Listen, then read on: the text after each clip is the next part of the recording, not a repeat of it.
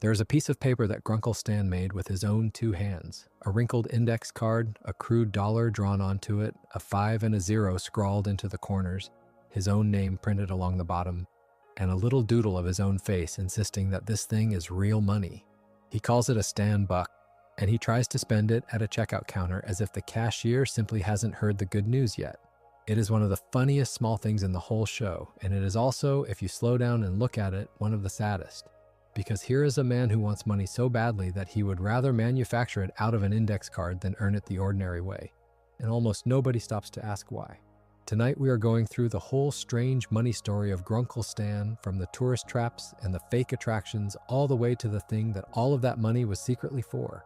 So get comfortable, turn the lights down low, and if you haven't subscribed yet, it genuinely helps us keep making these. Start with the version of Stan you meet first, before the show has told you anything true about him, because that version is the one that sticks. When Dipper and Mabel are dropped off in Gravity Falls for the summer, the great uncle waiting for them is a fez-wearing, cigar-smelling, 8-ball cane-swinging old man who runs a roadside tourist trap called the Mystery Shack. And the very first thing you understand about him is that he sees people as walking wallets. He does not greet children with warmth. He greets them by working out what they can do for the business. The Mystery Shack itself is the argument he is making about the world. And the argument is simple. There is a sucker born every minute, the money is out there in the pockets of people driving through, and the only real crime is failing to get it into your own register before they leave town. Everything about the place is built to that single purpose. And once you notice it, you cannot stop noticing it. Look at what the shack actually sells. It is a museum of things that are not real, presented with total confidence as if they were. There is taxidermy that has been stitched together out of unrelated animals, a squirrel with antlers, a jackalope, creatures. Gravity Falls cheerfully calls rogue taxidermy, sewn from bits, and glued and priced as genuine oddities of nature. There are objects described as being of supernatural origin that are, on any honest inspection, junk with a story attached. And the story is the product. Stan is not selling the object, he is selling the little jolt of wonder a bored tourist feels for 3 seconds before common sense catches up. And by then the money has already changed hands and there are no refunds. He gives tours. He points at nonsense and narrates it in a voice full of mystery. And he charges admission at the door and then funnels every single person through a gift shop on the way out. Because the tour was never the point, the tour was the bait, and the gift shop was the hook. This is a surprisingly clever piece of design, and the series knows it is clever, and it lets you laugh at the tourists a little, even as it lets you see exactly what is being done to them. The prices are the other half of the joke. Stan marks things up to a degree that is almost artistic. A cheap snow globe, a bumper sticker, a bottle of ordinary water relabeled as something rare. All of it carries a price that has nothing to do with what the thing cost him, and everything to do with what he thinks he can get away with. His whole pricing philosophy could be written on the back of one of his own fake dollars. Charge whatever the mark will pay, and if they hesitate, imply that the hesitation is their failing rather than the price being absurd. He treats generosity as a weakness and a discount as a small personal wound. When a customer tries to leave without buying anything, Stan does not shrug it off as the cost of doing business. In one of the show's anthology episodes, he takes a non-buying customer and seals the man inside a glass display case and puts him out on the floor as an attraction, so that even the person who refused to spend a dime has been converted, against his will, into something that generates revenue. It is played as a gag, a quick, dark little button on a segment, but it is also the purest possible statement of the man's worldview. In Stan's shack, there is no such thing as a person who owes you nothing. Everyone is either paying or being sold. And the show characterizes him this way on purpose and out loud. He is written as scheming and frugal, a man with what the material around Gravity Falls calls avaricious tendencies, which is a polite way of saying he loves money the way other people love their own children. He is described across the series as a con artist, a smuggler, a thief, a burglar, an imposter, and a fugitive. And not one of those words is an exaggeration invented by a fan. Every one of them is earned somewhere in the run of the series. His stated greatest desire in life, the thing he will tell you he wants, if you catch him in an honest mood, is simply to possess riches. Not to build something, not to be admired, not to be loved. To possess. To have the money in hand where he can feel the weight of it. This is the character in his opening position, and if the show had stopped there, if Gravity Falls had simply been the comic adventures of a greedy old man and his great-niece and great-nephew, Stan would still be a good cartoon character, a funny one, a memorable one. But he would be a flat one, a single gag stretched across 40 episodes. And the reason we are spending the next couple of hours on him is that he is nothing of the sort. What I keep returning to about that first impression Stan, the thing that makes the early greed worth watching a second time once you know everything. The greed is real. This is important, and a lot of feel-good readings of the character get it wrong by trying to soften it too early. Stan is not secretly generous underneath a gruff exterior in the ordinary sitcom way, where the mean old man turns out to have been kind all along, and the meanness was just a costume. The love of money is not a costume, it is really him. It is welded into the deepest part of who he is, and it does real harm. And Gravity Falls never fully lets him off the hook for it. What the series does instead, slowly, across 2 seasons, is show you where that love came from and what it was quietly doing all along. And those 2 things together turn a simple vice into as carefully built a character study as any children's cartoon of its era produced. The greed is the surface, but the surface is telling the truth about something underneath, and the whole pleasure of the show is learning to read it. Think about how much of Stan's comedy is money comedy specifically. It would have been easy to make him grumpy in 100 generic ways, but the writers keep the grumpiness pointed at exactly one thing. He is not just cranky, he is cheap. He is not just selfish, he is transactional. When he is annoyed, the annoyance almost always traces back to $1 he had to spend or $1 he failed to collect. When he schemes, the scheme is a revenue scheme. When he lies, and he lies constantly, the lie is usually in service of getting paid or avoiding paying. This is a man whose entire emotional vocabulary has been organized around the flow of cash. And that consistency is not lazy writing, it is the opposite. It is a portrait of somebody for whom money has stopped being a means to anything and has become the whole language he thinks in. You do not end up like that by accident. You end up like that because something happened to you, early and badly, that taught you money was the one thing standing between you and safety. And Gravity Falls is going to show us exactly what that something was. But it makes us wait. It lets us laugh at the tourist trap for a season and a half first, and I think that patience is the smartest decision the writers made with him.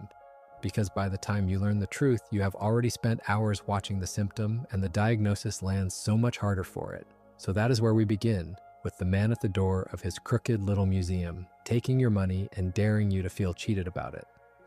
A con artist who has built a small kingdom out of other people's gullibility, whose favorite object in the world is a dollar bill, and who would, without a flicker of shame, try to pass you a hand-drawn index card as legal tender. Keep that image close, because we're going to spend the rest of tonight taking it apart, layer by layer, until the greedy old man at the register turns into something much stranger and much more human than he first appears. And the first layer to lift is the shack itself, because the tourist trap is not just where Stan makes his money, it is the machine he built. And the machine has a purpose he never told a soul. Let me go back to that index card, because I think the Stan Buck is the single best window into how his mind actually works, and it rewards a closer look than the joke first invites. Picture the object again in full. It is not a forgery of a real bill. Stan is not trying to pass a convincing fake 20 printed on the right paper with the right ink and a plausible face. That would be counterfeiting in the criminal sense, careful and deceptive and technically difficult. What Stan makes is something much stranger and in a way much more revealing.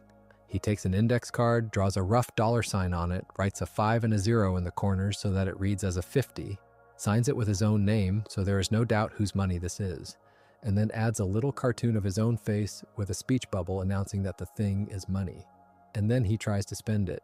He first pulls this stunt at the Summerween Superstore, sliding his homemade currency across the counter as if the transaction were perfectly normal, as if the only thing standing between him and his purchase were the cashier's willingness to be reasonable about it. What kind of person does that tell you Stan is? Not a careful criminal. A careful criminal wants to fool you into thinking his fake is real. Stan does not care whether you are fooled. He is not really trying to deceive the cashier about the paper. He is trying to overpower the cashier's sense of what is allowed, to bully reality itself into accepting his terms through sheer confidence. The Stan Buck is not a lie so much as an assertion. It says, in effect, that money is whatever Stan decides money is. That value is a thing he can create by declaring it, that the rules about what counts as legal tender are for other people who lack his nerve. And that is a much more interesting flaw than simple dishonesty. It is a kind of magical thinking about wealth. If you have spent your whole life feeling that money is the thing you can never quite hold on to, the thing that other people always seem to have and you always seem to be short of, then there is something almost desperate and almost childlike in the fantasy of just making your own, of drawing it into existence with a pen, of insisting so hard that it is real that the world gives up and agrees. And the series does something with the Stan Buck that I find slyly brilliant because it does not leave the gag as a one-off. That same fake money comes back to haunt him. Much later, when government agents are building a case against the mysterious owner of the Mystery Shack, when they are assembling a file of evidence about who this man really is and what he has really done, one of the items they have collected, one of the pieces of proof of his fraudulent life, is a Stan Buck. The joke currency becomes court evidence. The thing he drew for a cheap laugh at a checkout counter is now a documented artifact of his criminality, sitting in a folder held by men in suits who are very serious about putting him away. And there is something almost tragic in that turn because it means Stan's cons were never as harmless as they looked. Every silly little scheme, every fake dollar and marked up snow globe and rigged tour was a thread in a rope that could eventually be used to hang him. The comedy and the danger were always the same material. The show lets you laugh at the Stan Buck first, and then, much later, quietly shows you the bill coming due. I keep using the word cheap for Stan, and I want to be precise about what kind of cheap he is because it is specific and it is consistent, and it is the engine of a huge amount of the show's plotting. Stan is not merely someone who likes money. Plenty of characters like money. Stan is someone who cannot bear to spend it, who experiences the outflow of a single dollar as a small physical pain, and who will go to almost absurd and often dangerous lengths to avoid parting with cash. This is a distinct psychological profile from ordinary greed. A greedy man wants more. A cheap man cannot let go of what he has. And Stan is both at once, which is a miserable way to live if you think about it, forever grasping for more money and forever unable to enjoy the money you already grasped. He reuses things past the point of safety. He hires as little help as possible and pays it as little as possible. He would rather patch a broken thing with tape and hope than replace it. And crucially, he will accept real risk to himself and to other people in order to save small amounts, which is where the cheapness stops being funny and starts being a moral problem. And Gravity Falls is very willing to go to that place. That is where we are headed next to the fair because there is no clearer picture of Stan's spend-nothing philosophy than the day he decided to run a carnival on a budget of almost zero and let the public ride the consequences. But before we leave the counterfeiter's mind, I want to name the thing that all of this is circling, because it is the quiet argument underneath every gag in this chapter. Stan does not treat money as a tool. Most people, even people who love money, understand it as a means to something. Comfort or security or freedom or status, a way of getting to the life they actually want. Stan has lost that thread somewhere far back. For Stan, the money has become the destination itself, the thing wanted for its own sake. Hoarded and guarded and counted and never really spent on anything that would make him happy. He lives above a tourist trap in a house full of dust and fake monsters. He wears the same clothes. He denies himself almost everything. A man that obsessed with wealth, you would think, would surround himself with luxury. But Stan does not, and that gap between how much he wants money and how little he uses it to improve his own life is the first real crack in the greedy old man reading. Because if the money is not making him comfortable, and it is not, then it is doing something else. It is going somewhere. And a man does not draw fake 50s and seal customers in glass cases and skin the tourist to the bone for 30 years for the fun of being rich when he is not even living rich. That is not the behavior of a man who loves luxury. That is the behavior of a man who needs a specific amount of money for a specific reason he is not telling anyone, and the not telling is the whole show. Hold that thought, because it is the hinge the entire character turns on, and the series hides it in plain sight for a season and a half. The clue is right there in the contradiction. The greediest man in Gravity Falls lives like a man who has never had a spare dollar in his life. And both of those things are true at once, and the only way to reconcile them is to realize that the money is not for him. But we are getting ahead of ourselves, and the show earns that reveal by making us wait, so we will wait too. For now, keep the index card in mind. A man drew his own money, signed it, put his own grinning face on it, and tried to spend it as if the drawing were the deed. There is a confidence in that, and a poverty in that, and a loneliness in that, all folded into one wrinkled little card that ends up in an evidence folder. And there is the whole man if you know how to read him, which almost nobody watching for the first time does because they are too busy laughing. which is exactly what he wanted. Even his tragedy, he manages to sell you as a joke. That is the con underneath the con, and once you see it, you cannot unsee it. And every scam he pulls for the rest of the series reads a little differently in his light. The clearest single demonstration of what Stan's cheapness costs comes in the 9th episode of the first season, the one built around a carnival. And it is worth slowing down on because it takes the abstract idea of a man who will not spend money and turns it into something you can see and wince at. In that episode, Stan decides that business at the shack is slow and the solution is to run his own fair, which he calls the Mystery Fair, drawing the crowds in with rides and games and then presumably herding them back toward the gift shop the way he herds everyone eventually. It is a reasonable business instinct. Fairs make money. But then you watch how Stan actually builds a fair and the whole thing becomes a portrait of a man constitutionally incapable of investing a dollar even when the dollar would obviously pay for itself. And the results are truly alarming once you stop laughing. He spends as little as humanly possible on every part of it. The rides are cheap, which in the context of amusement rides does not mean charmingly modest. It means unsafe, held together with the minimum of care and the maximum of hope. And the detail that says everything is the matter of the inspection certificates. Rides are supposed to be inspected and certified as safe before the public is allowed to strap themselves in and be flung around, and that inspection costs money and takes time. So Stan simply skips it and fakes the paperwork. The certificates on his rides are forgeries. They exist to make the fair look legitimate to anyone who glances at them, while providing exactly none of the actual safety they are supposed to represent. This is the Stan Buck philosophy again, applied not to a checkout counter but to the physical safety of children on spinning machinery. The document says the thing is safe. Stan drew the document. Therefore, in Stan's logic, the thing is safe enough, which is to say safe enough for him to collect the admission and not think too hard about the rest. And then there is the dunk tank, which is rigged, and I want to sit with the specific meanness of a rigged dunk tank because it captures Stan so completely. A dunk tank is a game where you pay to throw a ball at a target, and if you hit it, someone drops into the water. The whole appeal is the chance of winning, the small fair possibility that your throw lands and you get the payoff. Stan rigs his so that the mark cannot win, or can barely win, so that the money comes in and the payoff almost never has to be delivered. He has taken a simple, honest little game of skill and removed the honesty from it while keeping the price, which is, when you strip it down, exactly what the entire Mystery Shack is. Pay for a chance at wonder, receive a rigged machine, no refunds. The dunk tank is the shack in miniature, and the fair is the shack turned inside out and set up on a field for a weekend. And every part of it is designed to extract the maximum money for the minimum outlay, right up to and past the line where somebody could actually get hurt.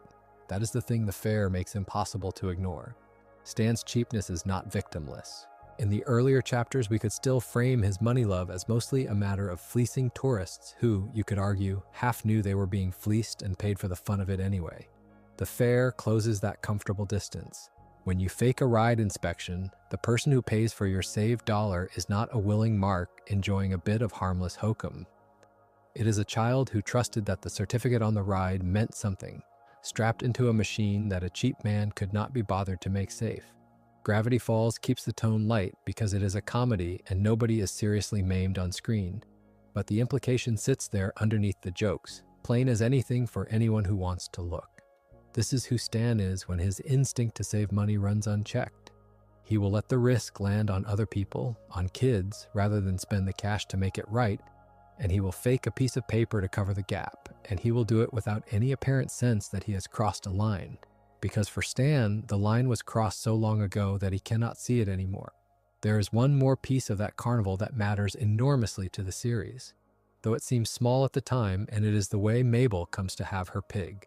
Waddles, the pig who becomes one of the most beloved figures in the whole series, Mabel's constant companion and the source of some of the show's warmest moments, is one at that fair, at one of the carnival games, the kind of game that is usually rigged so the prize is nearly impossible to claim. And there is a lovely accidental irony in that which the show does not underline but which I think is worth naming. Stan's entire money operation is built on the idea that the customer should never actually get the prize, that the game is there to take money and give as little back as possible. And out of that machine, out of one of the cheapest, most cynical revenue extraction devices Stan can build, comes Waddles. one of the great sources of pure, uncomplicated love in the series. The greed machine coughs up something priceless by accident. It is not a moral the episode preaches, but it is there in the structure, and it rhymes with the deepest secret of the whole character, which is that Stan's grasping, cynical money machine was producing something precious the whole time, something worth far more than the money, and nobody knew. But stay with the coldness for a moment longer before we let the warmth in, because it matters that Gravity Falls does not flinch from it. When the fare goes wrong, when the cheapness starts to have consequences, Stan's first instinct is not concern for anyone's safety. It is concern for the money and for his own exposure. His reflexes are all pointed at protecting the operation.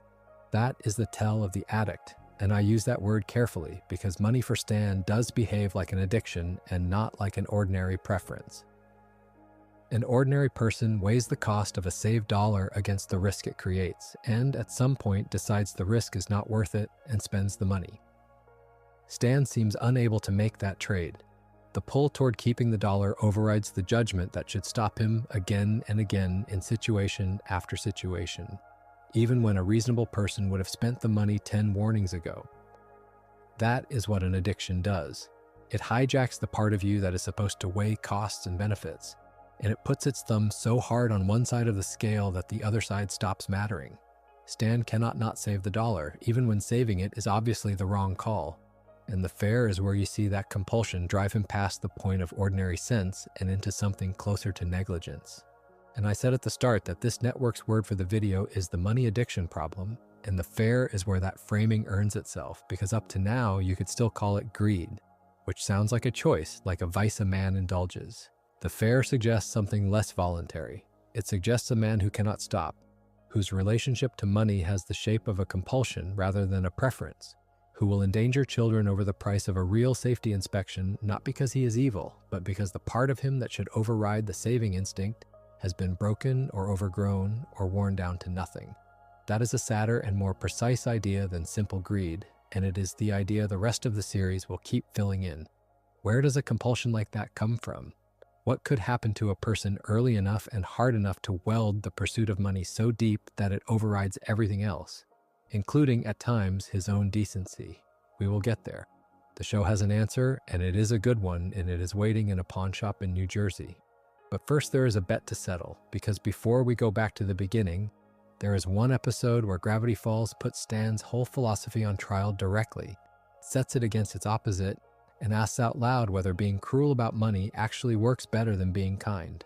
That trial happens in the 13th episode of the first season, and it is one of the most direct arguments the series ever stages about Stan's whole way of being, because it takes his philosophy and gives it an opponent.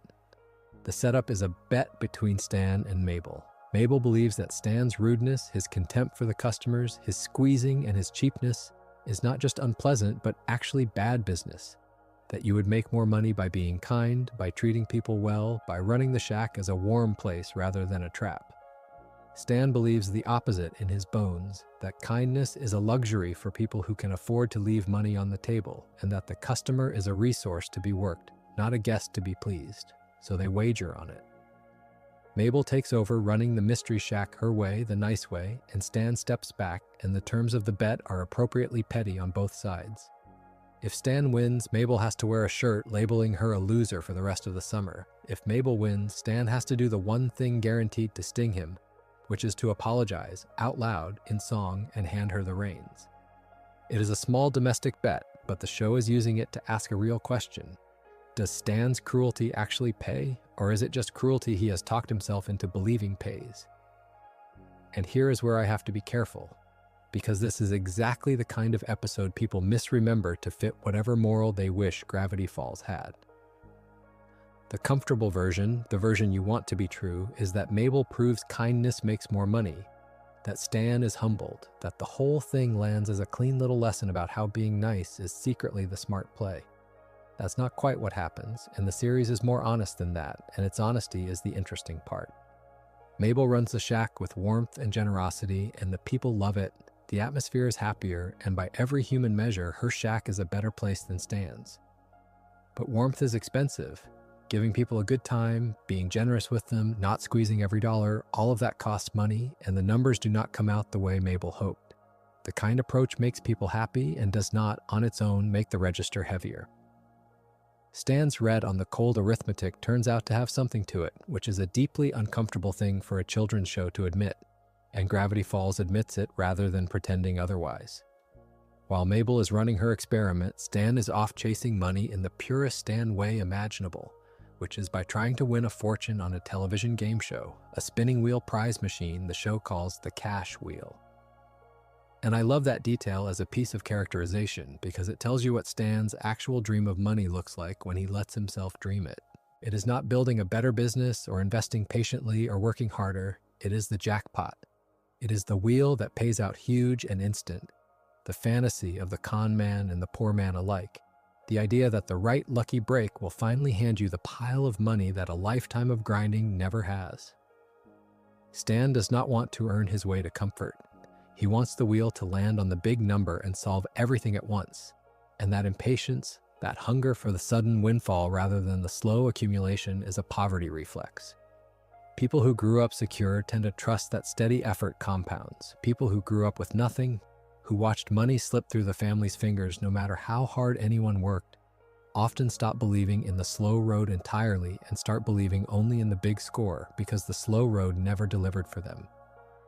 Stan on the cash wheel is Stan showing you the shape of the wound without knowing he is doing it. And there is a second layer to that game show fantasy that I only noticed on a later watch, which is how strange it is that a man who runs a business, a man who has a functioning money machine sitting right there in the mystery shack would rather run off and gamble on a wheel than tend the machine he already has. If Stan truly believed in the slow accumulation of wealth, he would stay home and mind the register. Because the register works, the register turns a profit day after boring day. But Stan does not really trust the register, not deep down, because the slow road has failed him his whole life, and the wheel offers the thing the register never can, which is the fantasy of the ending, the single spin that closes the whole account at once and lets him finally stop. That is the tell buried inside the tell. Stan is not just chasing money, he is chasing the end of chasing money. The imaginary finish line where he has enough and can rest. And he has convinced himself that only a windfall can get him there because the grind never has, not in 50 years. He wants the wheel to land big not because he loves gambling, but because he is tired, bone tired, of a pursuit that never ends, and the jackpot is the only exit he can picture. The tragedy, of course, is that the exit he actually needed was never on any wheel. It was a boat and a brother and a family that would tell him he could stop. But he could not see that yet, so he spun the wheel and hoped, the way he had been hoping and losing since he was a boy. What the episode ultimately lands on is not that greed is good or that kindness is good, but something more textured. And I think this is where the writing shows its quality. It refuses to let either side win cleanly. Mabel's kindness is the better way to treat people, and it is not by itself a business plan, and both of those things are allowed to be true at once. Stan's coldness moves more product, and it also makes the shack a worse place to be, and makes Stan a worse person to be around, and both of those are allowed to be true at once too. Gravity Falls does not resolve the tension so much as hold it up and let you look at it. And the emotional turn when it comes is not about the money at all. It is about the fact that underneath the bet, underneath the shirt, and the apology song and the game show, Stan does care about Mabel more than he cares about winning. And there are moments where the person breaks through the businessman. That is the real answer the episode gives. Not that kindness is more profitable, because it did not prove that, but that profit was never really the point at all, even for the man who says it is the only thing that matters. And that is the crack widening again, the same crack we found at the checkout counter. Stan says money is everything. Stan behaves, when it counts, as though it is not. The bet is supposedly about which strategy makes more money. But the thing that actually matters by the end has nothing to do with the money, and Stan, the great believer in cash above all, is the one who quietly proves it by the way he acts when his great niece is involved. He would tell you he took the bet to win. But watch what he is willing to do for Mabel by the close of it. And the man who claims to worship the register looks a lot more like a man using the register to avoid admitting there are things he cares about more, things that scare him more, things that cost more than money to protect. One more idea before we leave this bet, because it connects to everything we are building toward. Stan's whole life is structured as a bet on money. He has wagered, in a sense, his entire self on the proposition that if he can just accumulate enough of it, everything else will be handled, everything will be fixed, everyone will be safe. That is the deep bet, the one under all the small ones. And the series is going to spend its second season revealing that Stan made that bet for a specific reason, that there was a specific thing he was trying to buy back with all that money, and that the thing was not comfort or status or a cash wheel jackpot. It was a person. It was his brother. But we do not know that yet in the first season, and neither do Dipper and Mabel, and that is the genius of the pacing. Because it lets you watch a man be relentlessly, exhaustingly, sometimes cruelly obsessed with money for a whole season before it hands you the reason and makes you go back and see that the obsession was love the entire time, wearing the ugliest possible mask. Before we get to that reason, though, we need to look at the man who is Stan without the mask. The rival who does everything Stan does, but has no brother to save and no hidden heart to redeem him. We need to talk about Gideon, because Gideon is what a Stan-shaped hole in the world looks like when there is nothing good hidden at the bottom of it. Every good character study needs a mirror, someone who shares the hero's flaw but lacks the thing that redeems it, so you can see the flaw isolated, running without the counterweight. For Stan, that mirror is Gideon Gleeful, and once you understand that Gideon is Stan with the love surgically removed, the whole rivalry between them stops being a simple hero and villain setup and becomes something closer to a man being forced to look at what he could have been. Start with what Gideon is on the surface, because the parallels are almost too neat to be accidental. Gideon runs a rival attraction in Gravity Falls called the Tent of Telepathy, where he performs as a child psychic, a tiny showman in a powder blue suit with an enormous swept-up wave of white hair, and he separates the townsfolk from their money by convincing them he can read minds and touch the beyond. It is the exact same business as Stan's. It is wonder for sale, mystery marked up and sold to the gullible, a performance of the supernatural staged by a person who knows perfectly well it is a con. Gideon and Stan are competitors in the same market, the market for the credulous tourist and the lonely local who wants to believe, and they hate each other the specific way two people in the same racket hate each other, which is partly business and partly the discomfort of recognition. Stan looks at Gideon and sees a smaller, hungrier version of his own hustle, and it makes him meaner, and Gideon looks at Stan and sees an old man sitting on the property and the position Gideon wants for himself. But here is the difference, and it is everything. Gideon is genuinely malicious in a way Stan is not. Stan cons people out of money and is cheap and is often unkind, but Stan does not, at bottom, want to hurt anyone. Gideon does. Gideon is manipulative in a colder, more calculated way, willing to menace, to stalk, to threaten, to use real supernatural power once he gets his hands on it, to try to control and possess the people around him, most disturbingly Mabel, whom he fixates on with a possessiveness that the show plays as truly unsettling rather than cute. Gideon's greed is not softened by any hidden warmth. There is no brother he is secretly trying to save. There is no scrapbook of love buried under the money. When you get to the bottom of Gideon, there is just more want for money and want for power and want for control, all the way down. And that is precisely what makes him the perfect mirror. He is the answer to the question, what is Stan if the greed is all there is? What does a man who worships money look like when there is really nothing underneath it? He looks like Gideon, and he is a monster, a small one in a blue suit, but a monster. The rivalry comes to a head at the end of the first season, in the finale, and the way Gideon strikes at Stan is perfect, because he does not attack Stan's body or Stan's family directly at first. He goes for the one thing Stan loves most, or seems to love most. He takes the shack. Gideon manages to get his hands on the deed to the mystery shack itself, the legal ownership of the building and the land, and the mechanism by which he does it is a lovely piece of Gravity Falls logic. There is a safe where the deed is kept, and Gideon, unable to simply ask for it, resorts to explosives, using dynamite to blow the safe open. And then he leans on the town's absurd property customs, the finder's keeper's rule that treats possession as ownership, to claim that the deed is now legitimately his, that Stan effectively handed it over. It is a con executed against the greatest con man in town, and that is the point. Gideon outstands Stan.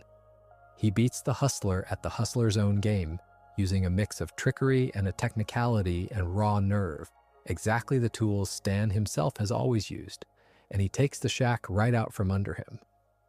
And then Gideon reveals what he wanted it for, and it is the purest Gideon thing imaginable. He does not want to run the shack.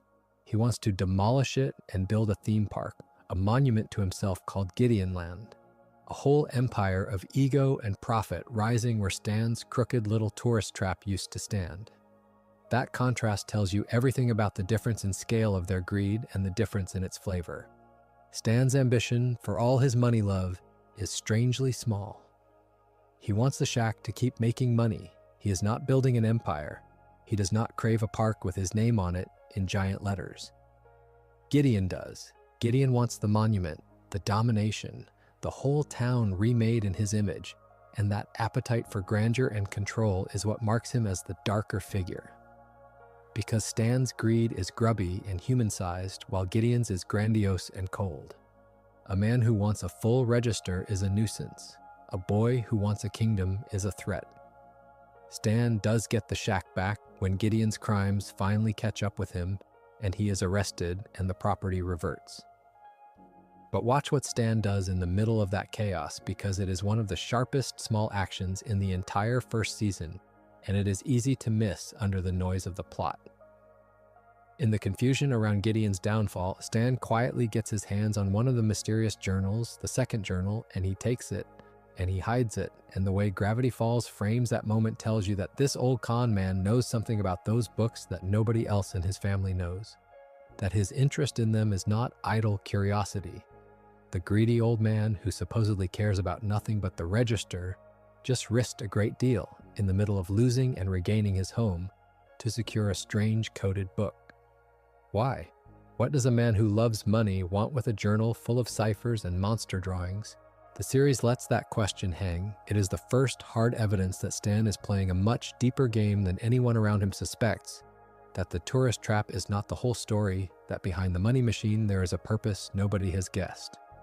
The journal matters to Stan more than the shack does, and that should stop you cold, because we have spent a whole season being told nothing matters to Stan more than his property and his profit. So the Gideon story does two jobs at once, and both of them are setting up the reveal to come.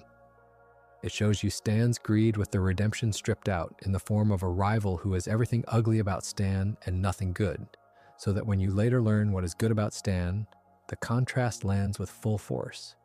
And it plants the seed that Stan is not what he appears, that under the greed there is a secret errand embodied in that stolen journal he guards more jealously than the deed to his own home.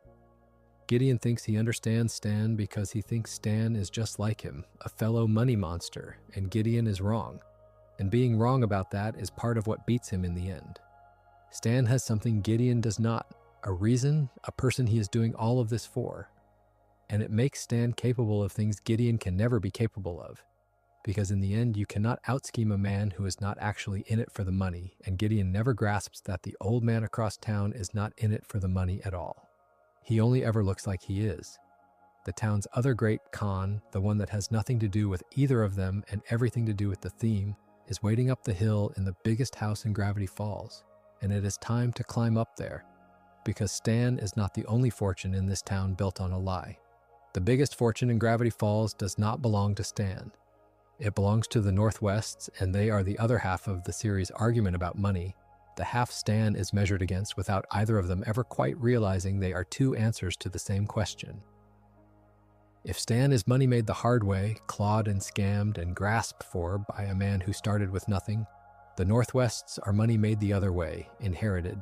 Sitting in a mansion on a hill, old and clean and respectable, the founding family of the town, the name on the plaque. They are what Stan wants to be in a sense, or what he thinks he wants. Secure, established. Rich in the way that does not have to hustle for it anymore. And the show's cruelest and best joke is that the Northwest fortune is built on exactly the same thing Stan's is, a con. You learn this in the 8th episode of the first season, and it reframes the entire town once you have it. The official story of Gravity Falls is that it was founded by a great man named Nathaniel Northwest, and the Northwest family has traded on that founding for generations, using it as the bedrock of their status, the reason they are owed deference and wealth and the best house in town. But that founding is a lie. The real story is that the town was founded by a deranged, backwards-writing president named Quentin Tremblay, a thoroughly absurd figure the government wanted erased from history, and to paper over the truth they installed a nobody, Nathaniel Northwest, as a fake founder, a convenient face to put on the official story. The Northwest did not found anything. Their entire claim to greatness, the source of all their money and status and generational pride, is a piece of government propaganda, a cover story, a con run so long ago and so successfully that it has hardened into accepted history. The show even has a name for it, the Northwest Cover-Up, and the family, it is implied, has known and protected the lie for generations because the lie is the foundation of their wealth. Consider what that does to the whole moral landscape of Gravity Falls. Stan is a con man, and the town looks down on him for it, or would if they knew the full extent of it, treats him as a shabby crook running a shabby trap.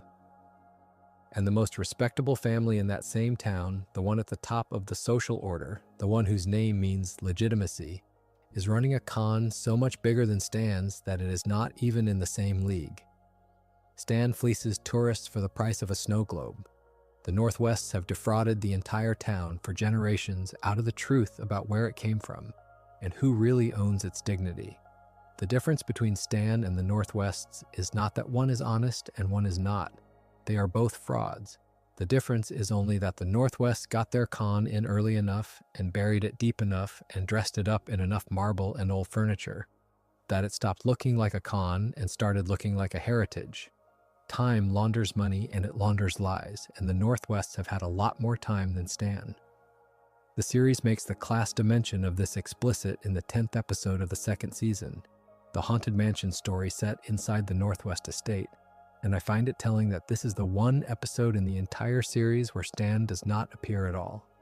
It is the town's other money story, told without the town's smaller money villain anywhere in frame, as if the show is clearing him out of the way so you can look at the big fortune on its own terms. And what you find inside that mansion is rot. The Northwests, it turns out, made their money and keep their position by exploiting the ordinary people of the town, and the family is haunted, literally, by the ghost of a lumberjack who died because a Northwest ancestor broke a promise to the townsfolk, shut them out of a party meant to be for everyone, and let people suffer to protect the family's exclusivity. The wealth is not just founded on a lie. It is maintained by cruelty, by the steady grinding of the many for the comfort of the few. And the ghost is the town's buried grievance come back to collect. This is old money seen clearly, without the glamour, and it is uglier than anything Stan does, because Stan's cons are petty and personal and Gideon-sized, while the Northwest fortune is a structure, a machine for turning other people's labor and trust into one family's marble floors. And then there is Pacifica, the Northwest daughter, who I think is the key figure in this whole comparison because of what she is allowed to become. Pacifica starts as a snob, the rich, mean girl, cruel to Mabel, dripping with the contempt of inherited money for everyone below her. She is the fortune's heir, raised to believe the family lie, trained to look down. But Gravity Falls does something with her it never quite does with the adult Northwests. It lets her see the rot for what it is, and it lets her refuse it.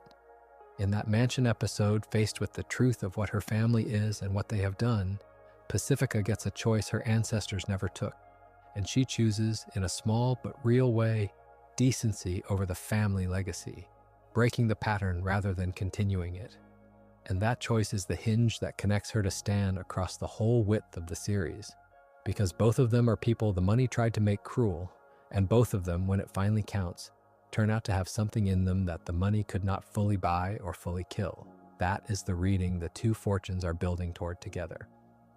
Money in Gravity Falls is never clean. It is founded on cons, maintained by cruelty, welded to lies, whether it is Stan's crooked little trap or the Northwest's crooked old empire. The town itself, its very origin, is a fraud dressed as history. Fraud is not a bug in Gravity Falls. It is the bedrock. And against that background, the question the show keeps asking about Stan gets sharper. Everyone here is compromised by money. Everyone's fortune has a lie at the bottom of it. So the thing that will end up separating Stan from Gideon and separating Pacifica from her parents is not whether their money is honest, because none of it is. It is what the money was for, what is at the bottom of the lie. And for the Northwests, at the bottom of the lie, there is only more Northwest, more status protected, more people used. The question the whole show keeps circling is what is at the bottom of Stan's lie, and the answer, when it finally comes, is going to be the exact opposite of what is at the bottom of theirs. But we have one more layer of the surface Stan to peel back first, one more display of pure money spite, before we go down to the root, because Gravity Falls gives Stan a whole episode of doing the pettiest possible thing with his money, and it is worth seeing him at his smallest before we finally understand why he became this way. There is an episode late in the second season where Stan loads up the family and drives across Oregon, and on the surface it is a road trip. But what it is really about is spite, money spite, the specific pettiness of a man who cannot let a rival prosper in peace. The other tourist traps of the region, the competing roadside attractions, have apparently spent years pranking the Mystery Shack, playing the small mean tricks that rival businesses play on each other, and Stan has decided that this is the summer he gets even. So he drives from trap to trap, and at each one he commits a small act of sabotage designed to hurt their business the way they have hurt his. At one attraction built around logs, he releases a beaver to wreck the place. At a corn maze, he introduces corn weevils to eat the attraction from the inside. He's going down the line of his competitors one by one, doing just enough damage to cost them customers and money. And he is doing it with real relish because this is a language Stan speaks fluently, the language of the small, vengeful act aimed straight at somebody's bottom line. And I will be plain about how petty this is because Gravity Falls is honest about it. This is not a man defending himself against a serious threat. This is a man who cannot stand the idea of a competitor doing well, who takes rival success as a personal insult, who would rather spend a whole day in a tank of gas sabotaging other people's livelihoods than simply run his own business and let them run theirs. It is the same instinct as the rigged dunk tank turned outward. In the dunk tank, he rigged the game so the customer could not win.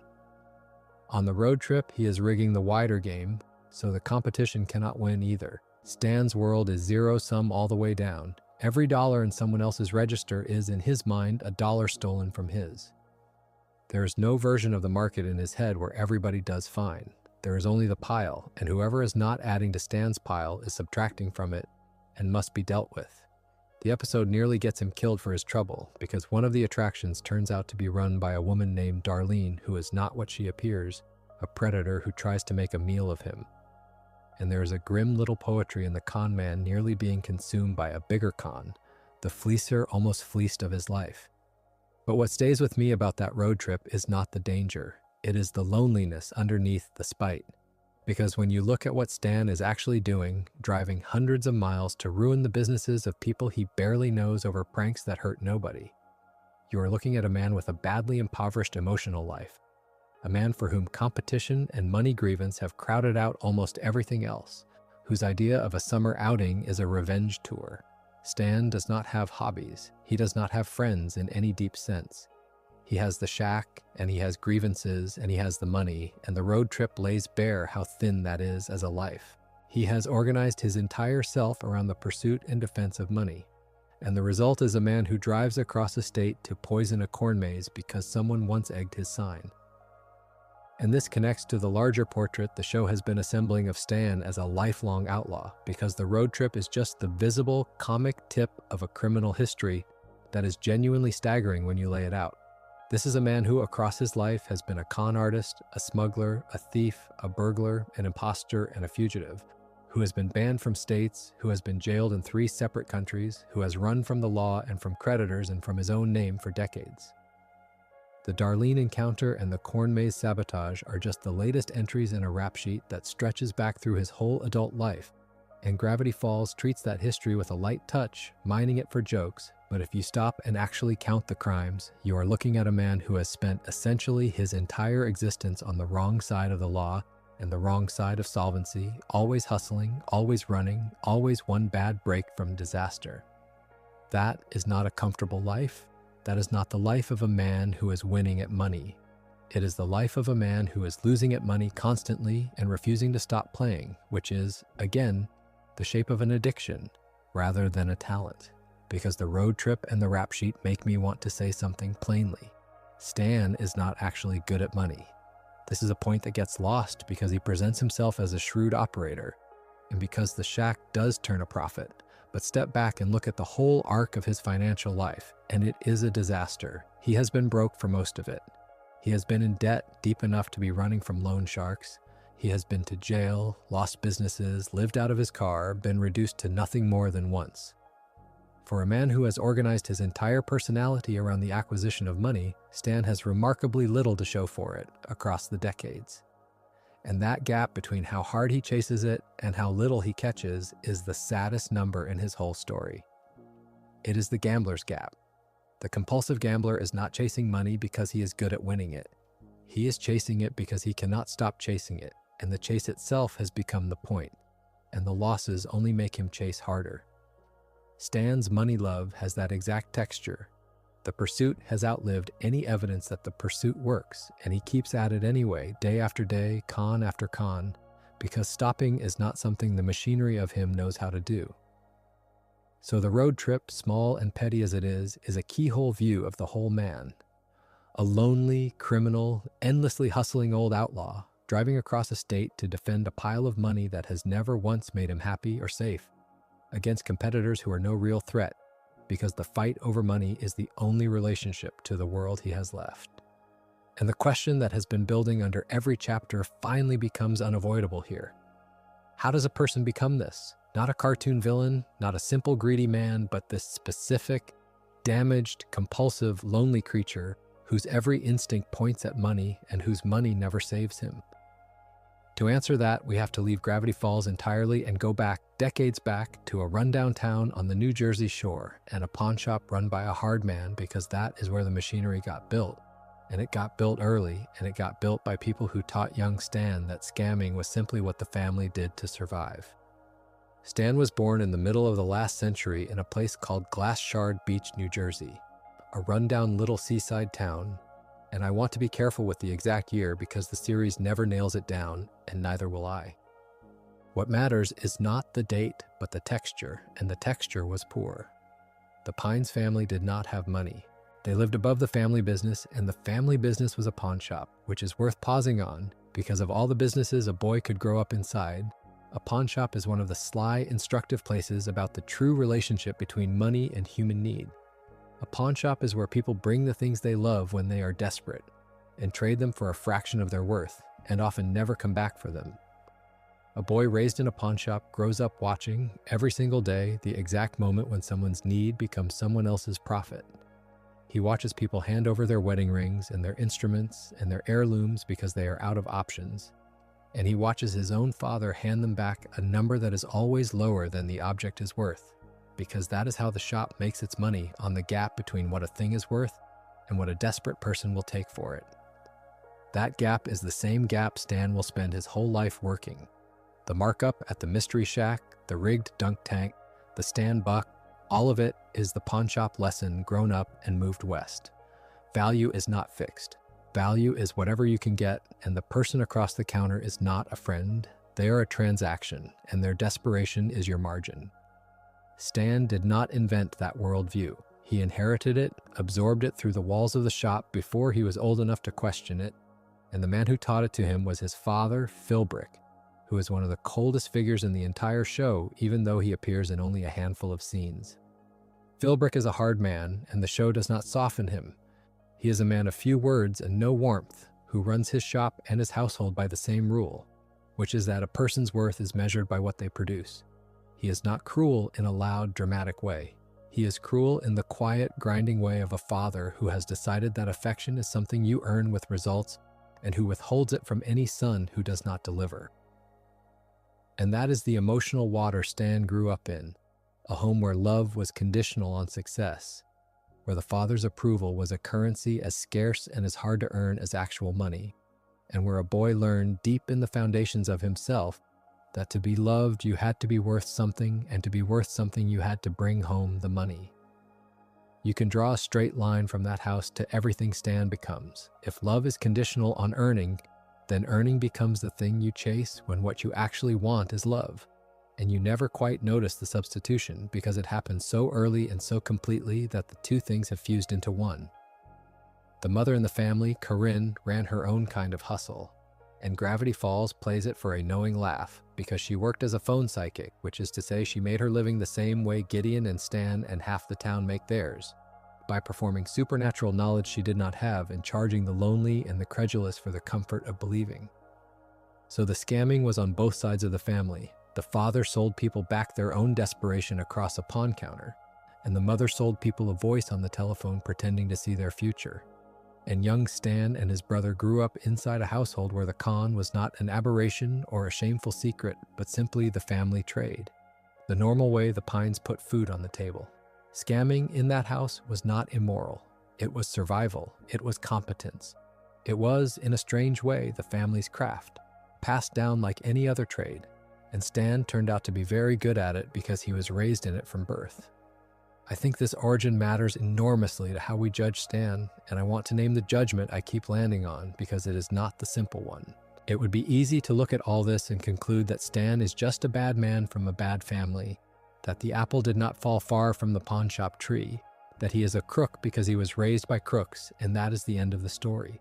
But that reading misses what the series is actually doing because it also gives Stan a brother raised in the exact same house, by the exact same cold father and scamming mother, and that brother turns out completely different. Ford grows up in the same pawn shop, absorbs the same poverty, endures the same conditional love, and becomes a scientist, a scholar, a man who wants to understand the world rather than fleece it. Same house, two roads. So it cannot simply be the environment that made Stan what he is, or Ford would have come out the same way. Something more specific happened to Stan, something that happened to him and not to his brother, that took the ordinary money anxiety of a poor kid and welded it into a lifelong compulsion. The house loaded the gun, but the house did not pull the trigger. Something else did one specific night over one specific broken machine, and that is the moment we have been circling this whole time, whereas exturit deina kratina. The origin of the origin, the exact event that turned a poor boy who scammed to survive into a man who could never stop scamming even when survival was no longer the question. Before we get to that night, hold on to the two brothers as children, because the show gives them a shared dream that predates all the money and all the damage, and it is the key to the whole ending, so it is worth planting now. Before Stan was a con man and Ford was a scientist, before the science fair and the ultimatum and the 30 years of lies, they were two poor kids on the Jersey Shore who found an abandoned boat and fixed it up and named it the Stan of War. And their dream, the pure childhood dream before money got its hooks in, was to sail that boat around the world together and hunt for treasure and adventure side by side, brothers against the horizon. Remember that boat. Remember that the original dream was not to be rich. It was to be together and free and out on the water with your brother. Everything Stan does for the rest of his life, all the grasping and the scamming and the 30-year con, is in some sense a long, wrong, desperate detour away from that boat, and eventually an even longer road back to it. But first the detour has to begin, and it begins with a shove out a door. Gravity Falls holds the truth of that night back until deep into the second season in the 12th episode, the one that finally opens up Stan's whole history. And when it comes, it is quieter and sadder than you might expect, because the event that ruins Stan's life is not a crime or a tragedy in the dramatic sense. It is an accident, a small one, the kind of thing that happens in families every day and is usually forgiven by morning. And the horror of it is that in this family it was not forgiven, and the failure to forgive it set the course of two lives. Here is what happened.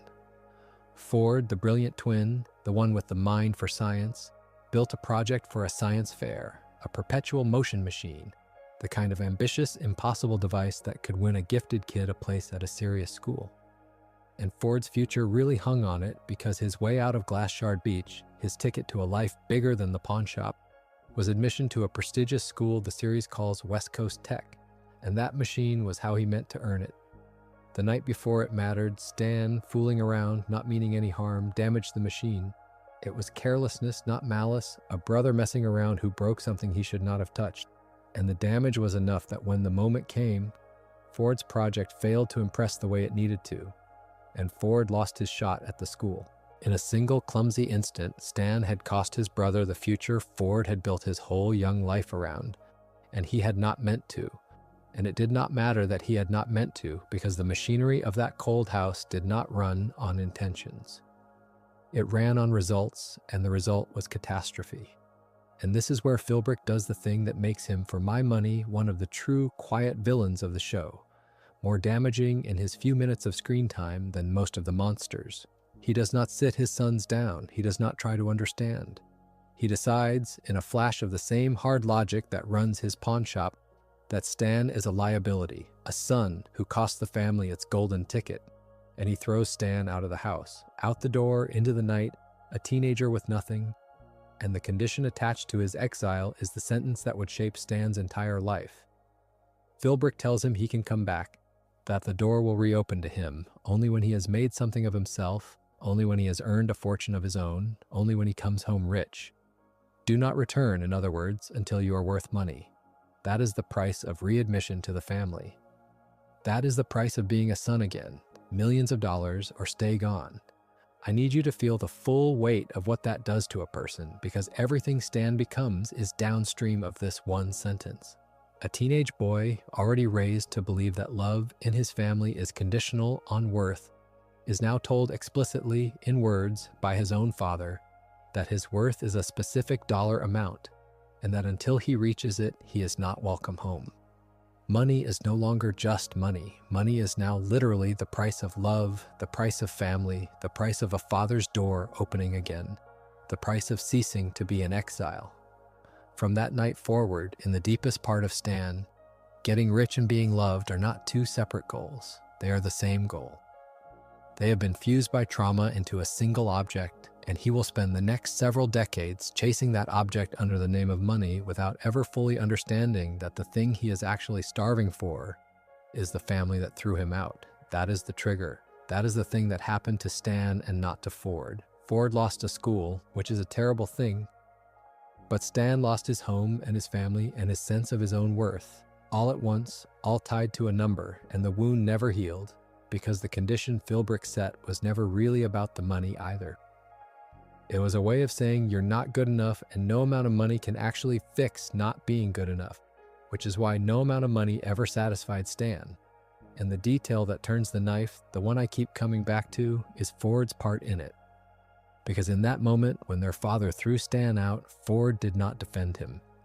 Ford, hurt and furious about the machine and the lost future, turned his back on his brother too. The one person in the world who had shared that boat and that dream, the twin who was supposed to be on Stan's side against the cold house and the cold father, chose the grievance over the brother. And so Stan did not just lose his home that night, he lost Ford. He lost the one relationship that had ever been unconditional, the one person the pawn shop had not managed to make transactional. And he lost him over the same broken machine that got him exiled.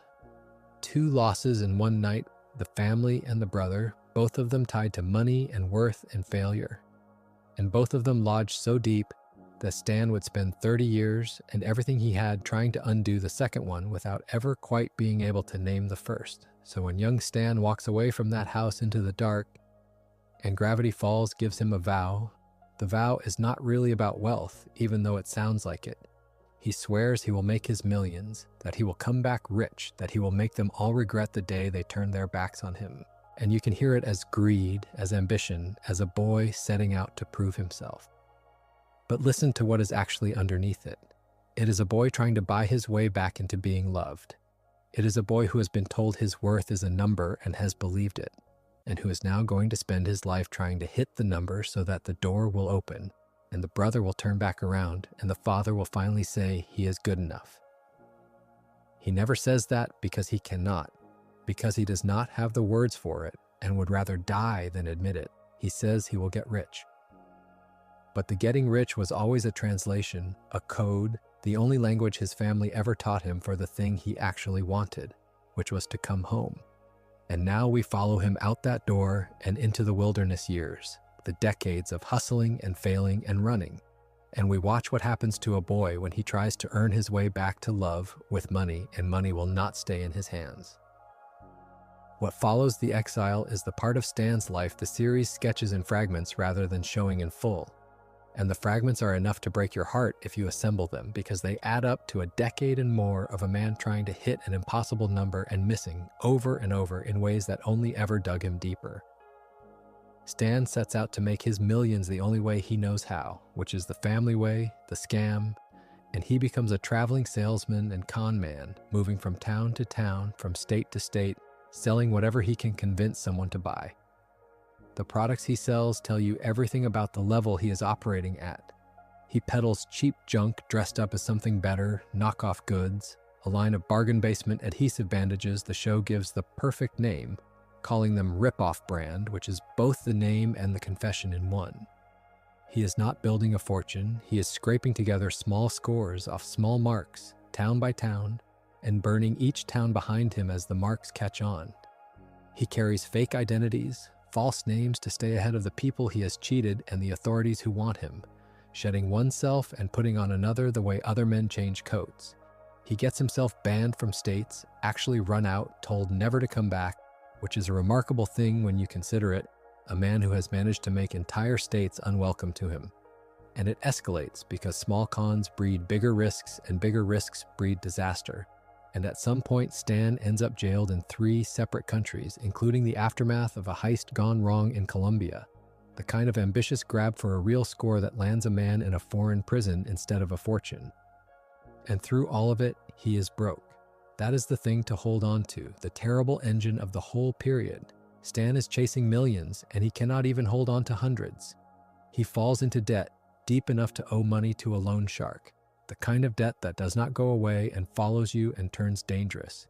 And he ends up living out of his car, sleeping in it at the absolute bottom, a man with no home and no money and a family that told him not to come back until he had a fortune, sitting in a parked car with nothing, as far from that fortune as a person can be.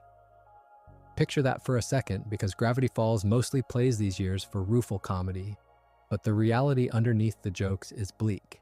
A grown man, exiled by his father, estranged from his twin, living in a car, running from creditors and the law, still telling himself that the next scam will be the one that finally gets him the millions and gets him back home. That is not a criminal enjoying his crimes. That is a desperate person caught in a loop he cannot see the shape of, because he does not understand that the number he is chasing was never really a number. And this is where the addiction reading becomes, I think, undeniable, because look at the pattern. Every time Stan gets a little money, it slips away into debts, into fines, into the next town's escape, into the next failed scheme. And every time it slips away, does he stop? Does he reconsider whether the whole project of buying his way back into worth is working? He does not. He doubles down. He runs the next con, takes the next risk, chases the next score, and the losses do not teach him caution. They teach him that he simply has not scammed hard enough yet, that the fortune is still out there, and the last failure was just bad luck. That is the exact cognitive signature of an addiction. The behavior keeps failing to deliver the reward, and instead of concluding that the behavior does not work, the addict concludes that they need more of the behavior. Stan's whole wilderness period is a man administering himself larger and larger doses of scamming in pursuit of a high. The millions that never arrives and never could arrive, because the millions were only ever a stand-in for a father's approval and a brother's return. And you cannot buy those on any market, not for millions, not for any sum, no matter how many towns you burn. There is a specific cruelty in the way the money keeps refusing to stay, and I think the series, whether it fully intends this or not, is showing us something true about how poverty and desperation actually work. Stan is not failing because he is stupid or lazy. He is undeniably clever, endlessly tireless, wholly willing to do the work. He fails because the whole game is rigged against a man in his position, a man with no capital and no home, and a criminal record and a family that will not take him back.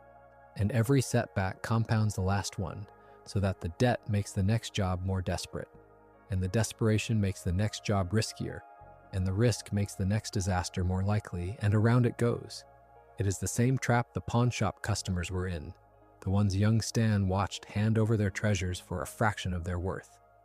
He has become one of them, a person whose desperation is other people's margin, and he cannot get out, because the one thing that would let him get out, a real stake, a home, a family, is the thing his father made conditional on already having gotten out. It is a closed loop, sealed shut by that ultimatum, and Stan runs laps inside it for the better part of his life. The saddest number in Stan's story, I said earlier, is the gap between how hard he chased money and how little he caught. And the wilderness years are where that gap is widest and rawest, before the shack, before the disguise, before he has anything at all. And what pulls him out of it eventually is not a big score. It is not the millions. It is a postcard. Because while Stan has been out in the wilderness, burning through identities and sleeping in his car, his brother Ford, the twin who turned his back, has gone on to the future Stan cost him, or a stranger version of it, has become the scientist and the scholar he was always going to be, and has ended up in a small town in Oregon called Gravity Falls, working on something enormous and secret and dangerous. And one day, Ford, in trouble and afraid, reaches out to the one person he thinks he can trust to help him hide something, and the person he reaches for, across all those years of silence, is the brother he abandoned. A postcard arrives in Stan's hands, summoning him to Gravity Falls, and Stan, who has been waiting his entire adult life for any sign that the door might reopen, drives north toward it, toward his brother, toward what he surely hopes is the beginning of coming home. He has no idea that he is driving toward the single worst night of his life, and toward the 30-year lie that will grow out of it, and toward, eventually, the only thing that will ever actually save him. The reunion in Gravity Falls goes wrong almost immediately, and it goes wrong in a way that is really the old wound reopening, the same grievance from the science fair night flaring back up between two men who never healed it. Ford had summoned Stan not for a warm reconciliation, but because he was frightened and needed help hiding his life's work. The journals full of the dangerous knowledge he had gathered, and Stan, who had driven all that way hoping for a brother back, found instead a brother who still held the old anger and who wanted, it seemed, to use him and send him away again. They fought the way only estranged brothers can fight, all the buried decades coming up at once. And the fight happened in the worst possible place, in front of the machine Ford had built, a vast and terrible thing, an interdimensional portal, a doorway between worlds that Ford had come to realize was far too dangerous to exist. In the struggle, Ford was knocked into the portal, and the portal was active, and it took him. It pulled him through, out of this world entirely, into the unknown dimensions on the other side, and then it shut down, and Ford was simply gone, vanished into somewhere Stan could not follow and could not even name. And Stan was left standing there, alone in his brother's house, next to his brother's terrible machine, having just watched Ford disappear in the middle of a fight that was, in some sense, the same fight they had been having since they were teenagers. The brother he had spent his whole life trying to get back to was gone, snatched away in the one moment they were finally in the same room again, and it was tangled up once more with a machine and an accident and blame, exactly like the perpetual motion machine all those years before. The same catastrophe, the same shape, the second time. Now here is where Stan does the thing that defines everything that follows, and I want to lay it out carefully because it is the pivot of the entire character. The moment the greedy old man we met in the first episode is secretly born. Stan could have walked away. He could have reported his brother missing, or vanished himself back into the wilderness, or simply given up. Instead, he looked at that dead portal, the machine that had swallowed Ford, and he made a decision that would consume the next 30 years of his existence. He decided he was going to get his brother back. He was going to find a way to turn that portal back on and pull Ford home from wherever it had thrown him. There was only one problem, and it was an enormous one. He had no idea how. The portal was Ford's creation, built from Ford's genius and Ford's coded journals. And Stan was not a scientist, had never been the smart twin, could barely make sense of the equations. Rebuilding and reactivating a machine that tears holes between dimensions was going to take decades of trial and error, and it was going to take an almost unimaginable amount of money for parts and power and materials and secrecy year after year after year. And so the con of a lifetime was born, not out of greed at all, but out of grief and guilt and love. Stan took his brother's identity. He let the world believe that Stanley, the drifter con man, was the one who had died or disappeared, and he became Stanford Pines, his brother's name, his brother's house, his brother's life. He turned Ford's home into a tourist trap, the Mystery Shack, and he ran it day after day, year after year, scamming the tourists, marking up the junk, rigging the games, doing the only thing he had ever known how to do, making money the crooked way. But now, for the first time in his life, the money had a purpose beyond the number itself. Every dollar he squeezed out of every tourist, every marked-up snow globe and rigged tour and cheapskate saving, all of it went, in secret, in the dead of night, into the basement under the shack, where Stan was slowly, painstakingly, across 30 years, rebuilding the machine that would bring his brother home. Think about what that reframes. For the entire first season and most of the second, we watched Stan be greedy, and we read it as simple avarice, a man who loved money for its own sake. And the truth, hidden the whole time under the fez and the cane and the cigar, is that the greed was a 30-year rescue mission in disguise. The reason he lived like a poor man despite all his scheming, the reason the money never seemed to make him comfortable, the reason he denied himself everything and hoarded every cent, is that the money was never his to enjoy. It was earmarked, all of it, for a machine in a basement. He was not a miser hoarding for the love of a pile. He was a man funding the most expensive and impossible rescue imaginable. One tourist at a time for 3 decades, alone, believed by the whole town to be a shabby old crook, unable to tell a single soul the truth. The greed was the cover story. The cover story was love. And that is the single most important thing to understand about Grunkle Stan, the thing that turns him from a comic figure into one of the great tragic heroes of children's television, that everything you thought was his worst quality was actually the shape his best quality had to take in order to survive. And it recontextualizes the ultimatum too, in a way I find almost unbearably sad. Philbrick told young Stan not to come home until he had earned a fortune, and in a sense, Stan spent 30 years doing exactly that, earning and earning and earning, but not for himself, not to buy his way back into his father's house, which no longer even mattered. He was earning to buy back the brother he had lost, twice, first to the science fair and then to the portal. The whole shape of his father's cruelty, money as the price of family, got inverted into something almost holy. His father had made money the price of being allowed back into the family. Stan turned money into the means of bringing a lost family member back from the dead, or as near to dead as makes no difference. Same equation, money equals family. But where Philbrick used it to shut a door, Stan used it to reopen one, across 30 years, and another dimension in secret, asking nobody for help, taking all the blame and all the disguise onto himself. The greedy old man was running the longest, loneliest, most expensive act of love in the entire show, and he never once got to be thanked for it because nobody knew. And that secrecy, that terrible aloneness, is the price he paid on top of everything else. To understand just how alone he was inside all this, we need to go into the one place the show ever let us see it directly, which is inside Stan's own head, into the mindscape, where a demon once went hunting for the combination to the safe and found instead the whole aching architecture of a man built entirely around a secret. Back in the first season, before any of the secret was known, Gravity Falls gave us a single strange episode that let us walk around inside Stan's mind, and I think it plays completely differently once you know what he was hiding, so it is worth revisiting now with the full picture in hand. In that episode, the child villain Gideon, still scheming to steal the Mystery Shack, makes a deal with a triangular dream demon named Bill Cipher, and the job he hires Bill for is a very specific one. Gideon wants the combination to Stan's safe, the safe where the deed to the shack is kept, and since the combination lives only in Stan's head, Bill's task is to enter Stan's mind while he sleeps and go looking for it. Dipper and Mabel and Suze follow Bill in to stop him.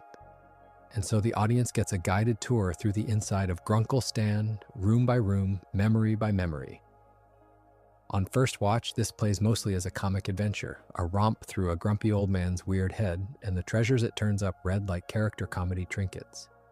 But watch it again knowing that this is a man secretly rebuilding an interdimensional portal in his basement to rescue the twin brother he believes he killed. And the whole mindscape turns from a comedy set into something closer to a haunted house. Because what is Stan's mind at bottom but a fortress built around a secret? The safe that Bill is hunting for is the perfect image of the man. Stan is a person organized entirely around things that must be kept locked, around combinations that no one else can be allowed to know, around a vault at the center of himself that holds the one truth that would explain his whole life. Gideon wanted the combination to the money safe. But the real safe, the one that matters, is the one holding the secret of Ford and the portal. And the whole architecture of Stan's mind is bent toward keeping that one locked from Dipper, from Mabel, from the town, from everyone for 30 years. And the memories the series lets us glimpse in there are not the memories of a happy man. We see fear, we see shame, we see the buried, painful pieces of a life spent running and hiding and failing. The reflexes of a man who has spent decades expecting to be caught, expecting the con to collapse, expecting the people around him to discover what he really is and turn away, the way his father turned away, the way his brother turned away. The mindscape is defensive because Stan is defensive, because Stan has spent his entire adult life guarding something, and a mind that spends 30 years guarding a secret becomes a locked and anxious place. What looks, on the surface, like the gruff privacy of a cranky old man is, underneath, the perpetual vigilance of a man who cannot afford for anyone to see inside, because inside is the portal, and the portal is the brother, and the brother is the guilt, and the guilt is the thing he cannot survive being known. There is a particular poignancy, too, in who is walking through that mind and does not yet understand what they are seeing. Dipper and Mabel are in there, in their great-uncle's head, moving past the evidence of his fears and his shames and his hidden depths. And they read it all as the cluttered attic of a greedy old man, because that is all they know him to be at this point. They are standing inside the truth and cannot recognize it. The kids will spend most of the series living in that house, above that basement, next to that secret, loving Stan in the uncomplicated way children love a gruff relative who is secretly soft on them, with no idea that the man they are living with is carrying a burden that would crush most people, alone in silence, and paying for it with every scam he pulls. The Mindscape episode is the show putting the answer right in front of the audience and the children both, and trusting that none of us will read it correctly until the reveal gives us the key. It is a magic trick performed in plain sight, the secret hidden not by concealment but by our own assumptions about who this man is. What stays with me most, revisiting it, is what the Mindscape says about loneliness, because that is the real cost the money story keeps circling back to. Stan has spent 30 years unable to tell anyone the truth about himself. Not the town, who think he is Stanford. Not the kids, who think he is a harmless crook. Not a single friend, because a man running a 30-year deception cannot really afford friends who might see too much. He has carried the heaviest thing in his life entirely alone. And the Mindscape is what that costs a person. A mind turned into a guarded fortress, a self that no one is allowed to enter, a safe with a combination he can never share. And the cruelest part is that the loneliness is self-imposed and unavoidable at once. He cannot tell the truth without destroying the mission, without exposing the portal, without admitting to a death he blames himself for. So he chooses the loneliness again and again, every day, as the price of the rescue. The greed isolated him from the town, who despised the crooked old miser. The secret isolated him from his family, who cannot know. And the guilt isolated him from himself, walled off behind a safe in the center of his own mind. 3 kinds of solitude, all of them growing out of the same root, all of them the hidden cost of a love he could never speak. That is the man Gravity Falls has been building, brick by brick, under the comedy. And the whole edifice, the disguise and the safe and the 30 years and the loneliness is about to come down, because the machine in the basement is almost finished, and secrets that big cannot stay buried forever, especially not with a boy as curious as Dipper living upstairs. The reckoning comes in the 11th episode of the 2nd season, the night the portal finally roars back to life, and the family learns that the man they trusted is not who he said he is. And it is one of the genuinely shocking hours the series ever produced, because for once the con works on us, the audience, as completely as it worked on the town. The night it all comes apart begins, fittingly, with the law finally catching up to the money. Government agents have come to Gravity Falls, and they have been building a file on the man who runs the Mystery Shack. And they bring that file to Dipper and Mabel because they need the children to understand who they are really living with. And the evidence they lay out is the whole crooked history we have been tracing, all of it surfacing at once. The fake identities, the criminal record, the cons, and among the pieces of proof in that folder is a Stan buck, the hand-drawn index card dollar from all the way back, now an exhibit in a federal case. The joke has become the indictment. Everything Stan ever did for a quick laugh and a quick buck is now arranged on a table as proof that he is a liar and a fraud who is not even the person he claims to be. And the terrible thing is that all of it is true. The agents are not wrong about the facts. Stan is a con man living under a false name with a criminal past, and the file proves it beyond any doubt. What the file cannot show, because the agents do not know it themselves, is why. They have assembled every fact about Stan and understood none of them, because they are missing the one thing that makes the facts make sense: the brother in the other dimension and the machine in the basement. And this is the terrible bind the show puts Dipper in, because Dipper, who idolizes his great-uncle, is suddenly handed a mountain of evidence that Stan is exactly the crook the world always said he was, and worse, a stranger wearing a dead man's name. The kids discover the hidden basement, the enormous humming machine, the portal Stan has been building in secret all summer, all these years, and from the outside, with no context, it looks like the lair of a villain. A secret underground doomsday device, funded by a lifetime of crime, run by a man who has been lying about his very identity to everyone he loves. That is what it looks like. That is what the evidence says. And Stan cannot explain because there is no time and no words fast enough to make the truth believable in the moment it is needed. So Gravity Falls builds to a truly agonizing choice, and it hangs the whole thing on a countdown. The portal is activating, the machine roaring toward the moment it will either bring Ford home or tear a hole in reality. And there is a button, and everything depends on whether it gets pushed or the machine gets shut down. Stan is begging his great-nephew to trust him, to let the machine run, to believe that there is a reason for all of this, even though he cannot prove it. And Dipper is standing there with every piece of evidence in the world telling him that Stan is a fraud and a danger, that shutting the machine down is the sane and safe and correct thing to do, that trusting Stan means ignoring everything the facts are screaming. It is faith against evidence, love against proof.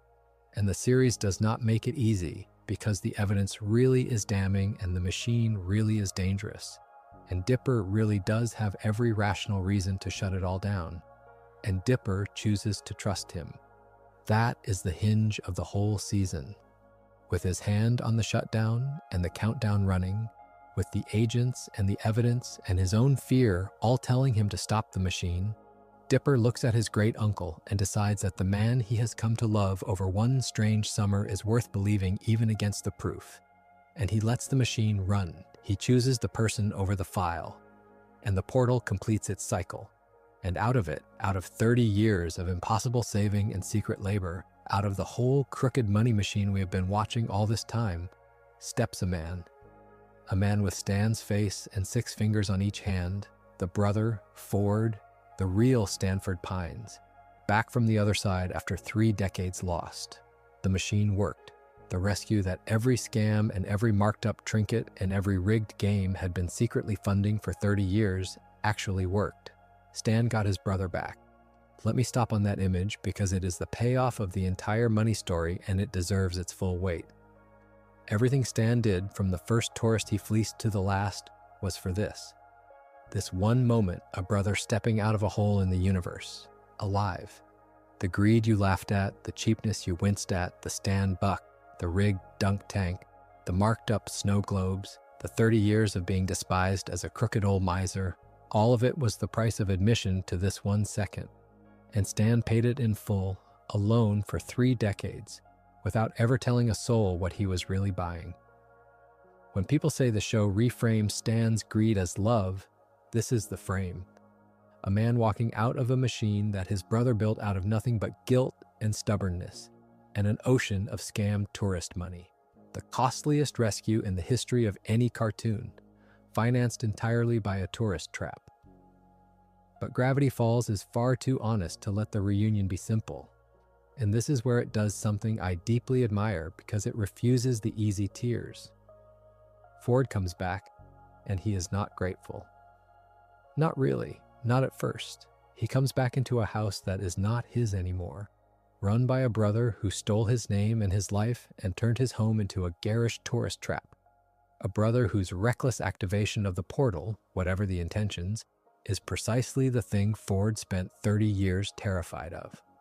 The two men who have every reason to fall weeping into each other's arms instead fall almost immediately back into the oldest fight of their lives. Because the wound between them had never truly been about the portal or the money, it was about the science fair and the ultimatum and a lifetime of blame. And none of that got healed just because the machine ran. Getting Ford back was the goal of 30 years. And getting Ford back does not fix a single thing between them. And that gap between the achievement and the emptiness that follows it is the last great lesson the money story has to teach. Stan spent everything to buy his brother back and discovers that the thing he actually wanted, which was never really the man but the love, cannot be bought or built or won by a machine, not even a machine that crosses dimensions.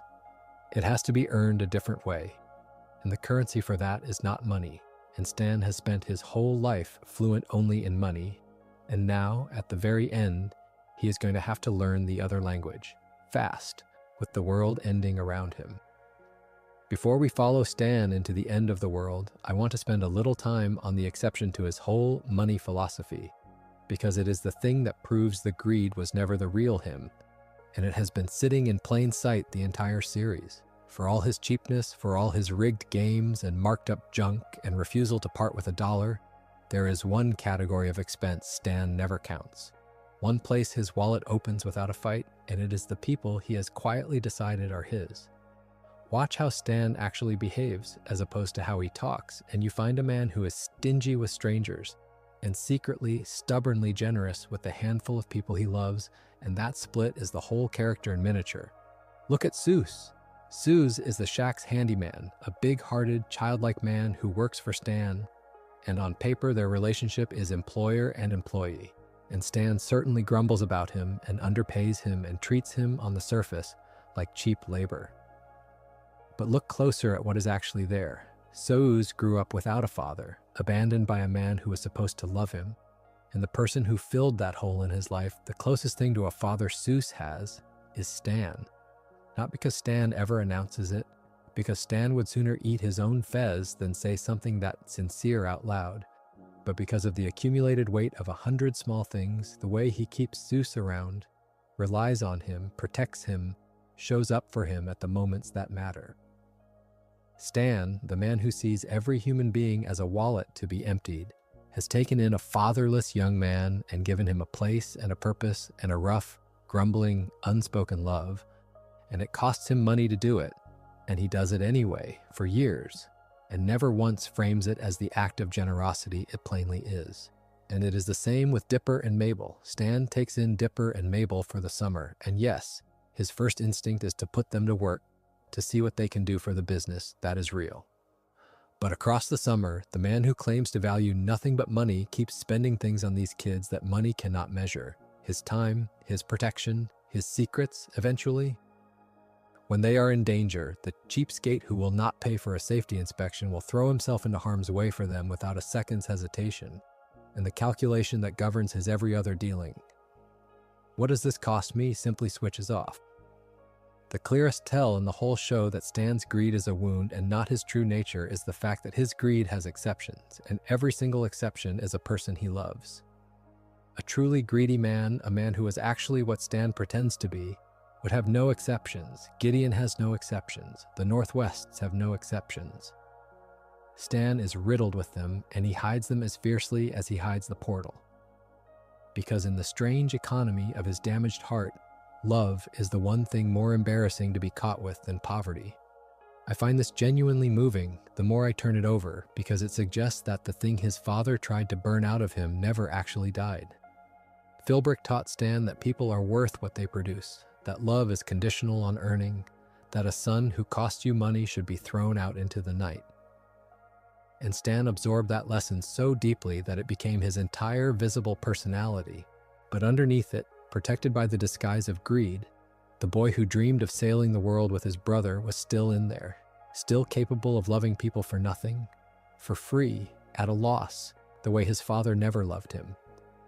Stan learned his father's language and spoke it fluently for 60 years, but he never fully believed it, and the proof is Seuss, and the proof is the kids, and the proof is 30 years of scamming tourists to save a brother who had wronged him. The greed was loud, the love was quiet, and the love was winning the whole time. In secret, the way it always was in secret with Stan, because the one thing this man could never do was let anyone see how much he cared. This is also, I think, why the found family at the Mystery Shack matters so much to the series and to the people who love it. The shack is a money trap, a monument to greed, a crooked little business built on cons. And it is also, at the same time, without any contradiction, the show ever bothers to resolve, a home, a real one. A place where a fatherless handyman found a father, where two lonely city kids found the best summer of their lives, where a broken old con man found people to love who loved him back. The greed built the house, but the house filled up with something the greed never intended and never charged for. And that is the deepest irony of the whole money story, deeper even than the portal. Stan spent his life believing money was the thing that made you worth loving, chasing it to prove himself to a father who was never going to be satisfied. And the actual worth of his life, the thing that will still matter when every dollar is spent, turned out to be the family that gathered in the shadow of his money machine, none of whom he ever billed, all of whom he would burn the whole operation down to protect. He was rich the entire time. He just could not read the balance because it was written in the one currency his father never taught him to count. And that is the man who walks into the apocalypse, because the apocalypse is coming, has in fact been coming since Ford stepped out of that portal. And it is going to demand of Stan the one payment he has never made, the one thing more precious than any dollar or any secret. It is going to ask him to spend himself. Not his money, not his time, not his safety, but his actual self, his memories, his identity, everything that makes him Stan, and it is going to ask him to spend it all at once for the family he never admitted he loved. And he is going to do it without hesitation, the way he has been secretly doing the generous thing his whole life while pretending to be a miser. This time, though, there will be no disguise big enough to hide what it is. This time, everyone is going to see exactly what Grunkle Stan is willing to pay. The end of the world arrives, and its name is Weirdmageddon, and it is Bill Cipher finally breaking loose into reality and turning Gravity Falls into a nightmare kingdom with himself at the center. I am not going to walk through the whole apocalypse beat by beat, because that is a different video and this one is about the money, but I do want to trace Stan's path through it, because the finale takes everything the money story built and pays it off in a single devastating act. And to understand the act, you have to understand what is being asked of him and why only Stan can do it. Bill has captured Ford, and Bill wants something out of him, a piece of knowledge that will let the nightmare spread beyond the town and swallow the whole world, and Ford will not give it to him. And so the situation reaches a stalemate that the twins have to break. And the plan they land on turns entirely on the one thing these two men share and have spent their whole lives being tormented by, which is that they are identical, they look the same, they can be mistaken for each other. And so the brothers do something that requires each of them to trust the other completely, more completely than they have trusted anyone since they were boys on that boat. They switch. Stan puts on Ford's clothes and pretends to be Ford so that Bill, thinking he has the scientist he wants, will let his guard down and the trap can be sprung. The con man plays his brother one last time, the greatest and last impersonation of a lifetime built on impersonation. And this time it is not to steal or to hide or to make money, it is to end the monster. Now the mechanism itself, and I have to be very precise about it because the details matter and people get them wrong. There is a device, a gun that erases memory and mind, the same kind of technology that has haunted the show's mythology. And the plan is to lure Bill inside Stan's mind, into the mindscape, thinking it is Ford's, and then to fire that gun and wipe the mind clean while Bill is trapped inside it, destroying the demon along with everything else in there. But everything else in there is Stan. Bill takes the bait and enters Stan's mind, and inside that mindscape, Bill realizes too late that he has been fooled, that he is not in the genius's head but in the con man's, and by then it is done, because Ford fires the memory gun. Ford, standing in the wreckage of the ruined world, pulls the trigger on the device that erases his brother because that is the only way to kill Bill. And Stan has volunteered for it, has agreed to be the trap, has offered up his own mind as the cage that the monster dies in. The demon is destroyed, and Stan is emptied. Everything that made him Stan, every memory, every scam, Every year of that 30-year secret, the boat, the brother, the kids, the whole hoarded interior of a long and difficult life, all of it gone in an instant, erased to save the world and to save Ford. I need to stop and name what this is in the terms of the whole video, because it is the perfect and terrible climax of the money story. Stan is a hoarder. That is the thread we have followed from the first scene. A man who could not part with a dollar, who counted every cent, who guarded a safe in the center of his own mind, who spent his whole life accumulating and protecting and refusing to let go. And what does the finale ask of the ultimate hoarder? It asks him to give up the one thing that cannot be recovered. Money you can always chase again. That was Stan's whole life. Lose it and scheme it back. But a self is not like money. Your memories are not like money. Once they are erased, there is no rebuilding them in a basement over 30 years, no next con to win them back. Stan is asked to spend the one asset that has no replacement and no refund, his entire self, and he does it without hesitation, the man who hesitated over every nickel. The cheapest man in the world pays the steepest price there is, and he pays it gladly for his family, and there is not a dollar sign anywhere near the transaction. That is the answer to the question Gravity Falls has been asking since the first episode. What does Stan actually value? For 50 years he told the world and half believed himself that the answer was money. And when the moment came that required him to choose definitively, with everything on the line, between his self and his family, he did not even pause. The self went. The family stayed safe. The whole architecture of greed we spent 2 seasons watching turns out, at the final test, to have been guarding something that Stan was ready to burn to the ground the instant his family needed the fire. Everything he hoarded so that one day he could spend it all at once on the people he loved. And the finale is that day, and the spending is total. He does not save a little back for himself. He does not keep one memory in reserve. He gives all of it. The man defined by never letting go lets go of literally everything all at once on purpose and calls it a fair trade. And the series lets that land in its full weight before it offers any comfort, because for a stretch there is no comfort. Bill is dead and the world is saved, and Stan is sitting there, blank. A man who does not know his own name, who looks at his family with polite confusion, who has to be told who these people are and who he is, the greatest con man in the world, and he cannot remember a single one of his cons. The uncle who loved these kids in secret for a whole summer, and he does not know their faces. It is among the most brutal images the show ever puts on screen, this emptied man, this price paid in full and visible, and for a moment it seems that this is simply the cost, that Stan bought the world's survival with his entire self, and the bill has come due and there is no getting the payment back, which would have been a fitting, devastating end for the hoarder who finally learned to give. But Gravity Falls has one more move, and it is the gentlest and truest thing in the whole story. Because it turns out that the one currency Stan spent his life refusing to count is also the one thing strong enough to bring him back. What brings Stan back is a book, but not a coded journal full of secrets and equations, and not a ledger of accounts, and not the deed to any property. It is a scrapbook. Mabel has spent her summer the way Mabel spends everything, pouring love into small handmade things, and among them is a scrapbook of the family's time together, photographs and glitter and captions, and the accumulated evidence of a summer of belonging. And when the family gathers around the emptied Stan, the blank man who does not know his own name, it is that scrapbook they bring to him, page by page, the pictures of the people he loved and the things they did together, and slowly, against all odds, something in him begins to answer.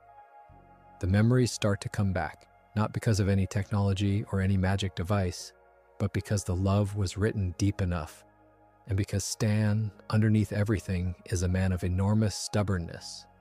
And the series is careful to tell us that it is partly his own bull-headed, mule-headed refusal to stay gone, the same stubbornness that ran his cons and guarded his secret for 30 years, that drags him back up out of the blankness. His worst traits and his best traits were always the same traits, and here they save him. I love that The Cure is a scrapbook, and I want to say why, because it is the money story completing itself in a single image. Think about what a scrapbook is. It is worthless in dollar terms. You could not sell Mabel's scrapbook for a cent. It has no market value, no resale, no price. It is glitter and glue and photographs. The definition of the kind of sentimental object a hard-nosed man like Stan would once have scoffed at as a waste of time and money. And it turns out to be the single most valuable object in the entire series, because it is the only thing in the world that can rebuild a destroyed man. The scrapbook is the anti-money. It is everything Stan spent his life not valuing, made into an object, and it does what no amount of money ever could. It brings him home to himself. The man who believed his whole life that value lived in the register is saved in the end by the one thing with no monetary value at all, made by the great niece he loved without ever billing her. And if the show had underlined that irony any harder, it would have snapped, but it does not underline it, it just lets it be true, and it is almost unbearably lovely. And notice who does the saving, because it completes a pattern that runs the whole width of Gravity Falls. Stan spent 30 years earning to save Ford, the smart brother, the scientist, the one whose approval he had chased since they were boys. He poured all his money and all his years into rescuing Ford. And when Stan himself is the one who needs rescuing, it is not money that saves him, and it is not the genius brother's science. It is the children. It is Mabel's glitter and Dipper's belief and the found family gathered around a blank old man refusing to let him go. The thing Stan never counted, never charged for, never even admitted he had, the family, turns out to be the only rescue that works on him. He saved Ford with money. The family saves Stan with love. And the series is quiet about the contrast, but it is right there. The two rescues side by side. And one of them took 30 years and a fortune and a machine that tears holes in the universe. And the other one took a homemade book of photographs, and they both worked. And only one of them left the rescuer emptied out, because that is the difference between buying a person back and loving them back. There is something else the memory return does that I find important, and it goes back to the addiction reading we have been building all along. If the finale had left Stan blank forever, the money story would end on a note of pure loss, the hoarder finally learning to give by giving everything and getting nothing back. But that is not the arc the show chooses, and I think the choice is wiser, because a recovery is not a punishment or a reward, it is a chance to live differently. Stan comes back, but he does not come back to the same life. He does not come back to the shack and the cons and the long deception, because the secret is over, the brother is home. The mission that organized his whole existence is complete. For the first time since he was a teenager thrown out into the night, Stan has no fortune to chase.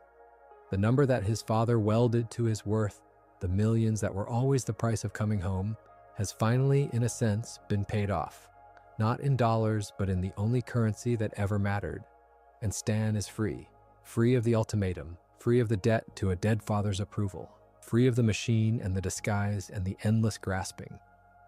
And the question the ending has to answer is what a man like that does with freedom, when the compulsion that drove him for 50 years finally has nowhere left to point. Because that is the deepest thing an addiction takes from you, is it not? The ability to imagine a life without it. Stan spent 5 decades organized entirely around the pursuit of money, and even when the money was secretly for love, the shape of his days was the shape of the chase, the scam, the grasp, the hoard. A man does not simply put that down. The recovery of his memory is also, if you look at it right, the recovery of his self at a moment when that self finally has the chance to be something other than what his father made it. He got his mind back. Now he has to decide what to do with it, and Gravity Falls gives him an answer that is so simple and so right that it undoes 50 years of damage in a single image. And it is not a bigger shack or a better con or a fatter register. It is a boat.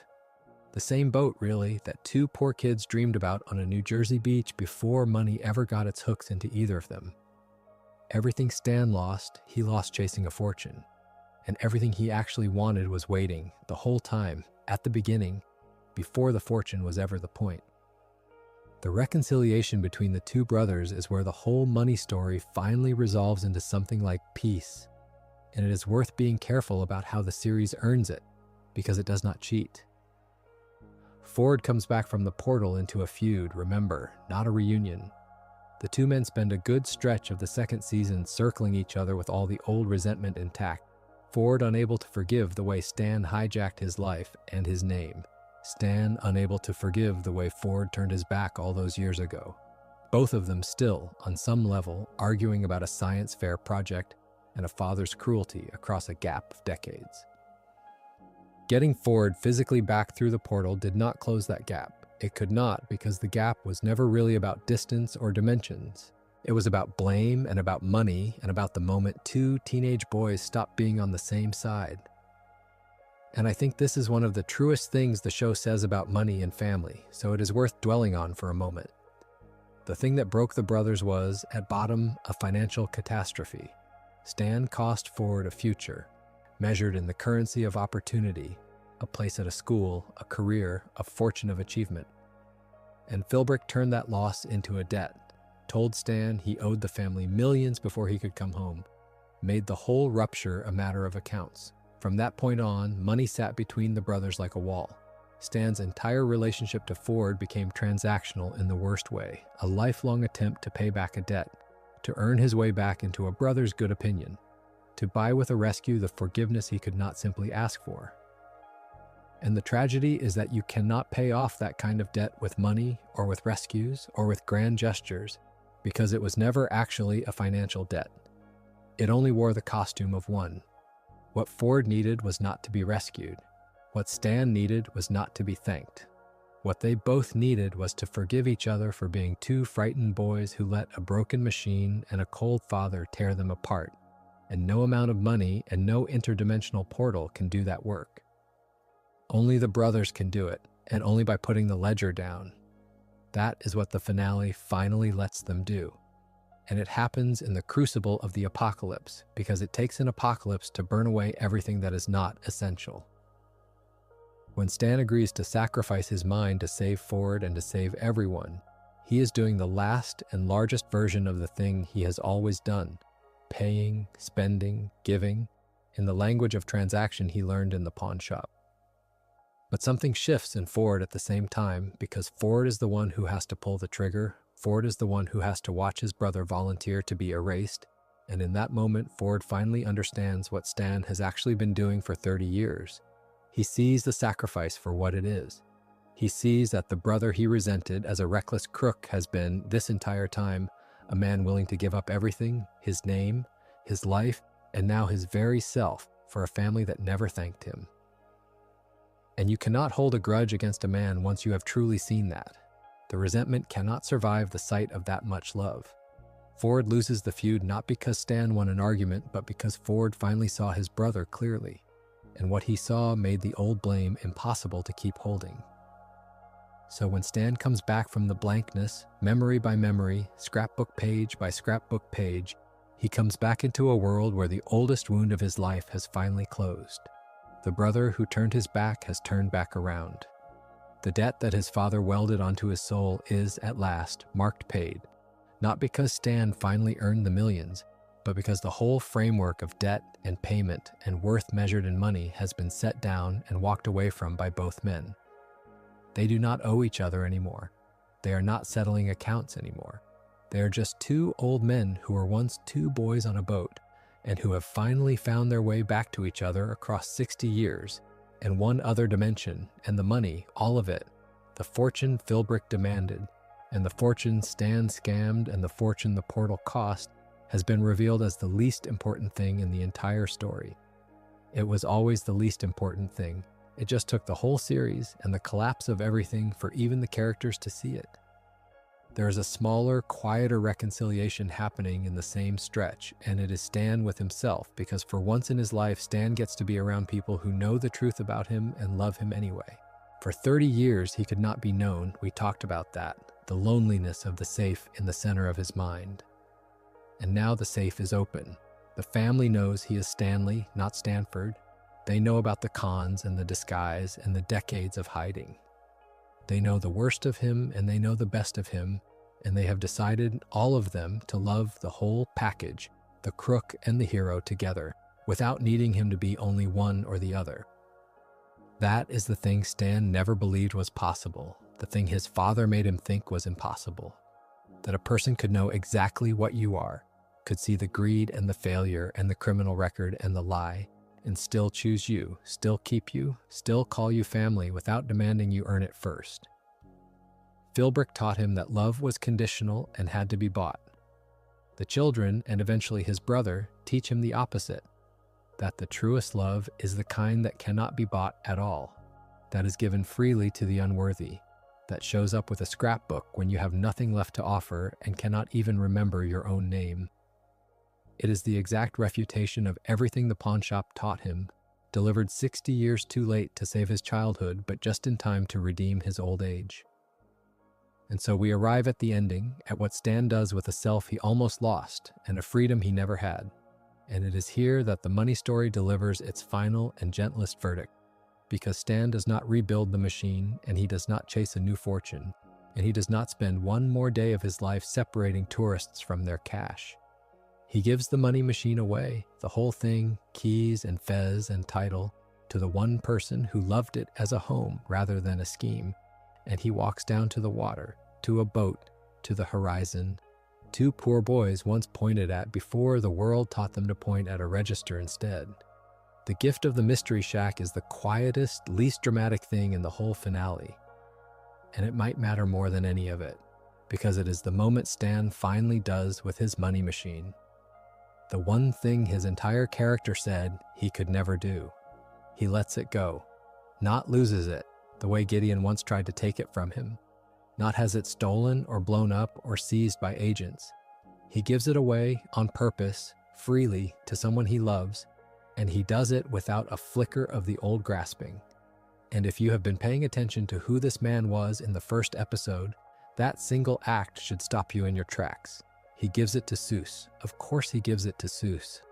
The shack passes to the fatherless handyman who found a father in Stan, who loved the place not as a scheme but as a home, who becomes the new Mr. Mystery, the new keeper of the tourist trap, inheriting the fez and the cane and the whole crooked, wonderful operation. And the rightness of that is total, because Seuss is the one person for whom the shack was never a money scheme at all. For Stan, the shack was a machine, a cover, a means to a secret end. For Seuss, it was always the place where he belonged, the family he chose. And so handing it to Seuss transforms the shack in a single gesture from what Stan made it into what it always secretly was underneath. A money trap becomes an inheritance. A con becomes a legacy. The tightest-fisted man in town gives away the most valuable thing he owns to a man who cannot really pay him for it and asks nothing in return. And that transaction, the one with no profit in it at all, is the freest and happiest deal Stan ever closes. And then Stan does the thing that undoes 50 years of damage, and he sails away. He and Ford, the two brothers, finally reunited and finally at peace, leave Gravity Falls together on a boat, the Stan of War II, named for the little vessel two poor boys fixed up on a New Jersey beach a lifetime ago. And they go out to chase the strange anomalies of the world and hunt for treasure and adventure side by side, the exact dream they had before any of it went wrong. Think about the shape of that. The very first dream Stan ever had, before the science fair, before the ultimatum, before the exile and the cons and the 30-year lie, was to sail the world with his brother looking for treasure. And every single thing that happened in between, all the money and all the grasping and all the pain, was a detour away from that dream, a 50-year wrong turn that started the night his father decided a son was worth $1 amount. And the ending brings him all the way back around to the beginning, to the boat, to the brother, to the horizon, as if to say that the thing he wanted at the start was the thing worth wanting all along, and everything the world taught him to want instead was a lie he spent his whole life paying for. Let me be precise about the kind of treasure they sail off to hunt, though, because it matters, and it would be easy to misread. Stan and Ford go looking for adventure and for anomalies, and yes, in the loose way of two old treasure hunters for treasure. But notice what has changed about what treasure means to Stan now. For 50 years, treasure meant the number, the fortune, the millions that would finally make him worth loving. Now treasure means the hunt itself, the being out on the water with his brother, the adventure they were always meant to share. The money, if they ever find any, is not the point anymore. The point is the boat and the company and the open sea. And that is the difference between a man in the grip of the money addiction and a man who has finally been freed from it. The addict wanted the money because he could not stop wanting it. The free man wants the adventure and would happily come home with empty pockets because the pockets were never really what he was after. Stan spent his whole life confusing the treasure with the voyage. At the end, he finally understands that the voyage was the treasure, and it always had been, and the fortune was just the story he told himself because no one ever taught him he was allowed to want the simpler thing. And the children go home. That is the second half of the ending, and it is the bittersweet half because the summer ends the way summers end, and Dipper and Mabel leave Gravity Falls and leave Stan and go back to their ordinary lives, older and changed, and carrying the whole strange season inside them forever. Gravity Falls does not pretend that this is not a loss. It is. Something ends. The particular magic of that one summer, that specific gathering of people in that specific crooked house, is over and will not come again, and everyone in it knows it. And the series lets that ache be real.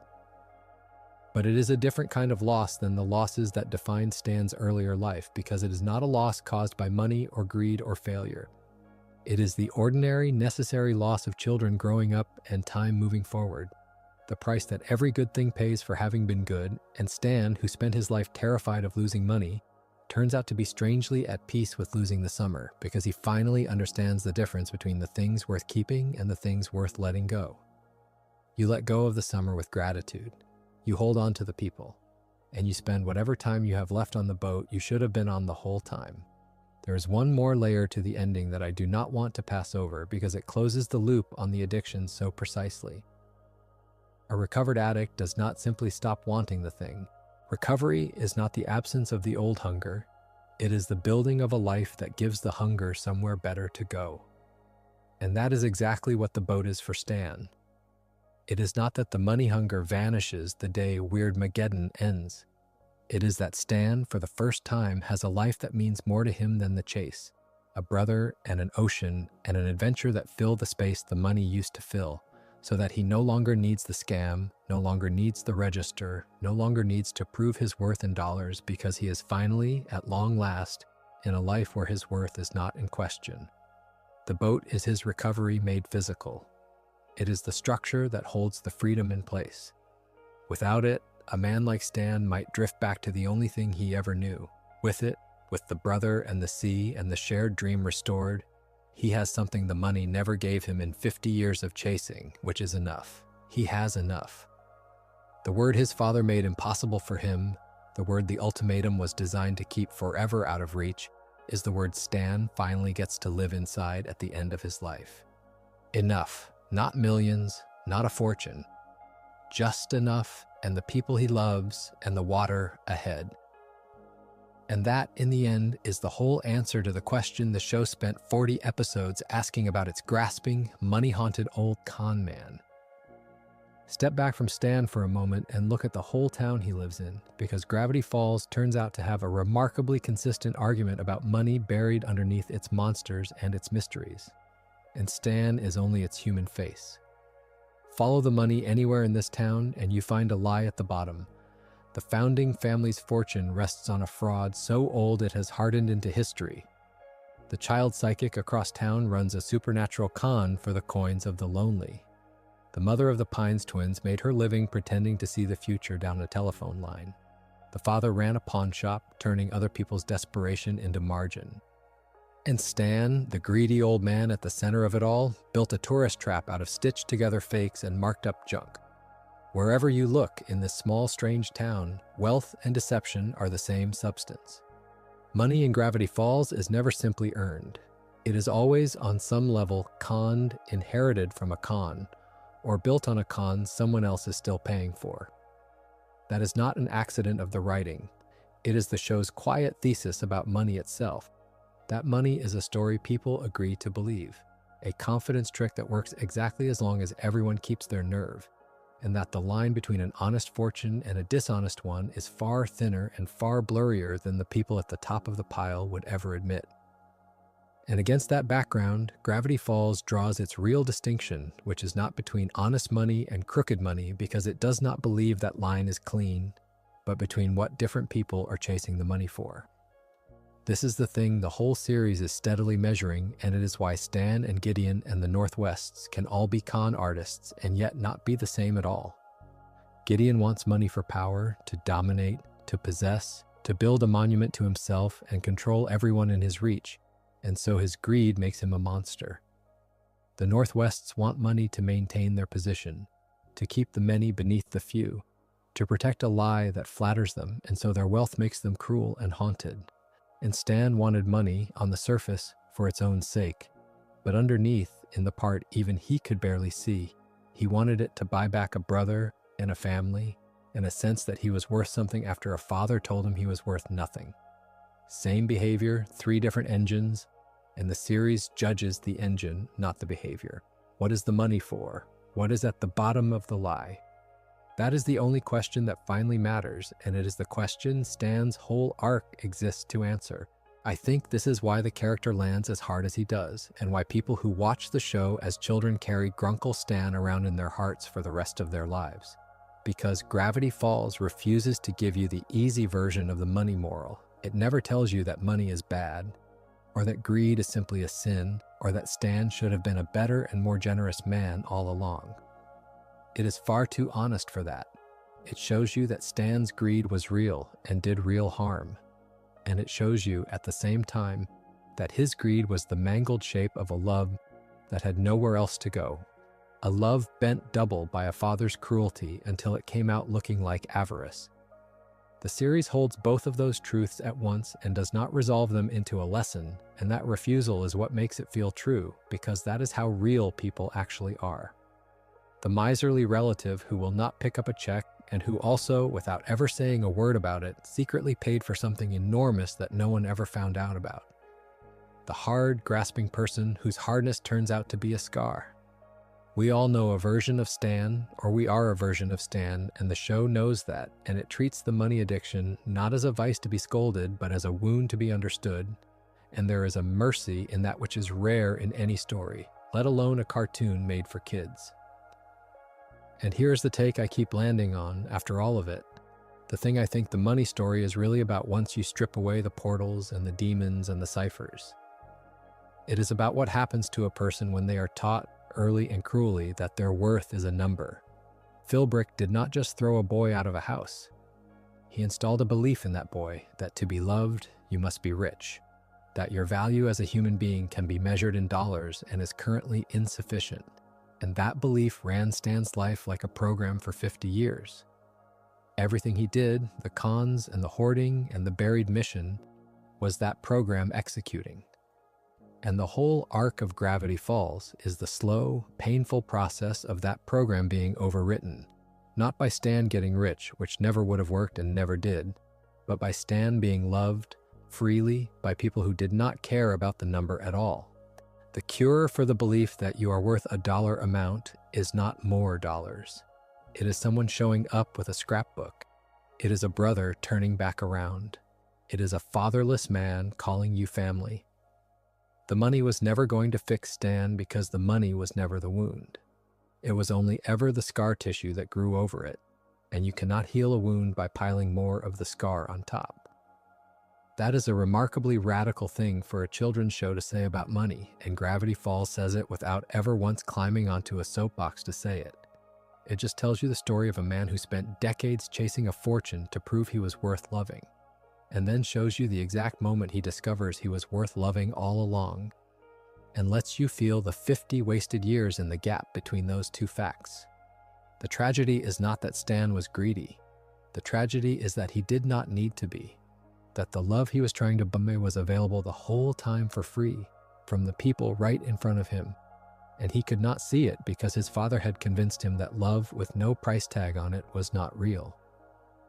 It took the apocalypse and the loss of his own mind for Stan to finally learn what a scrapbook could have taught him decades earlier, that the people who love you when you have nothing are the only fortune that was ever going to make you rich. He got there in the end, he got there late, and it cost him nearly everything. But he got there, and the boat sailing off into the anomalies of the world is the show's promise that it was not too late, that a man can spend 50 years being the wrong thing and still, at the very end, become the right one. There is a piece of real-world craft behind all of this that I think is worth naming before we close, because it explains some of why the character feels so lived in.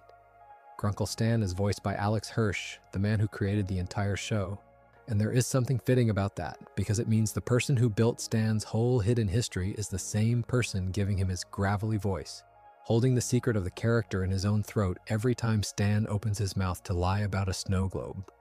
Hirsch also voices Bill Cipher, the demon who goes hunting through Stan's mind, which means the same performer sits on both sides of that mindscape, the man guarding the safe and the thing trying to crack it. And once you know that, the whole show feels a little more like a single person working out something private in public, which the best cartoons often are.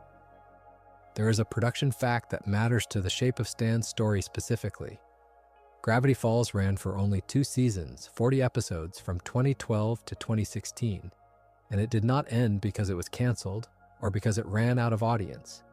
It ended because Hirsch chose to end it, because the story he wanted to tell had a natural length and he decided to let it finish rather than stretch it out for as long as the money would have kept coming.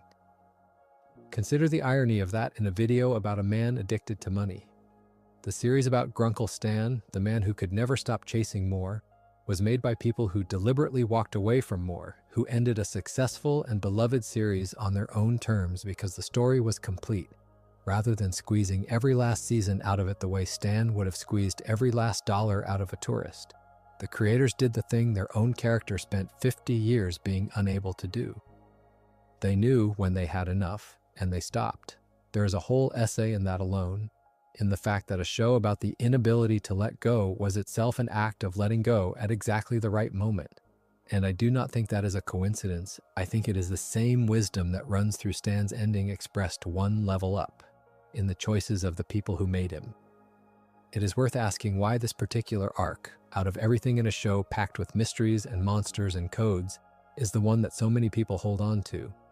Gravity Falls has a famously obsessive fandom, people who spent years decoding the ciphers hidden in the credits and chasing the clues buried in every frame. And for all that intricate machinery, the thing that makes grown adults tear up when they think about the show is usually not a cipher. It is an old man and a scrapbook. It is a brother turning back around. It is the moment you realize the greedy fraud was the truest hero in the whole story. The mysteries got the fans in the door, but the money story, the story of Stan, is what made them stay. And I think that is because the money story is the one part of Gravity Falls that is not really about Gravity Falls at all. The demons and the portals are fantasy. But a man who was taught his worth was a number, who spent his life chasing that number to feel like enough, who was loved all along by people he could not let himself believe in. That is not fantasy. That is a lot of people's actual fathers. That's a lot of people's actual selves. The supernatural stuff is the sugar. Stan is the medicine. And I will be honest about my own reaction to him because I have spent this whole video trying to read him fairly, and I do not want to end on a tidy bow he would have hated. Stan is not fully redeemed by his ending, and I do not think the series wants him to be. He still spent decades hurting people for money. He still endangered children over the price of a safety inspection.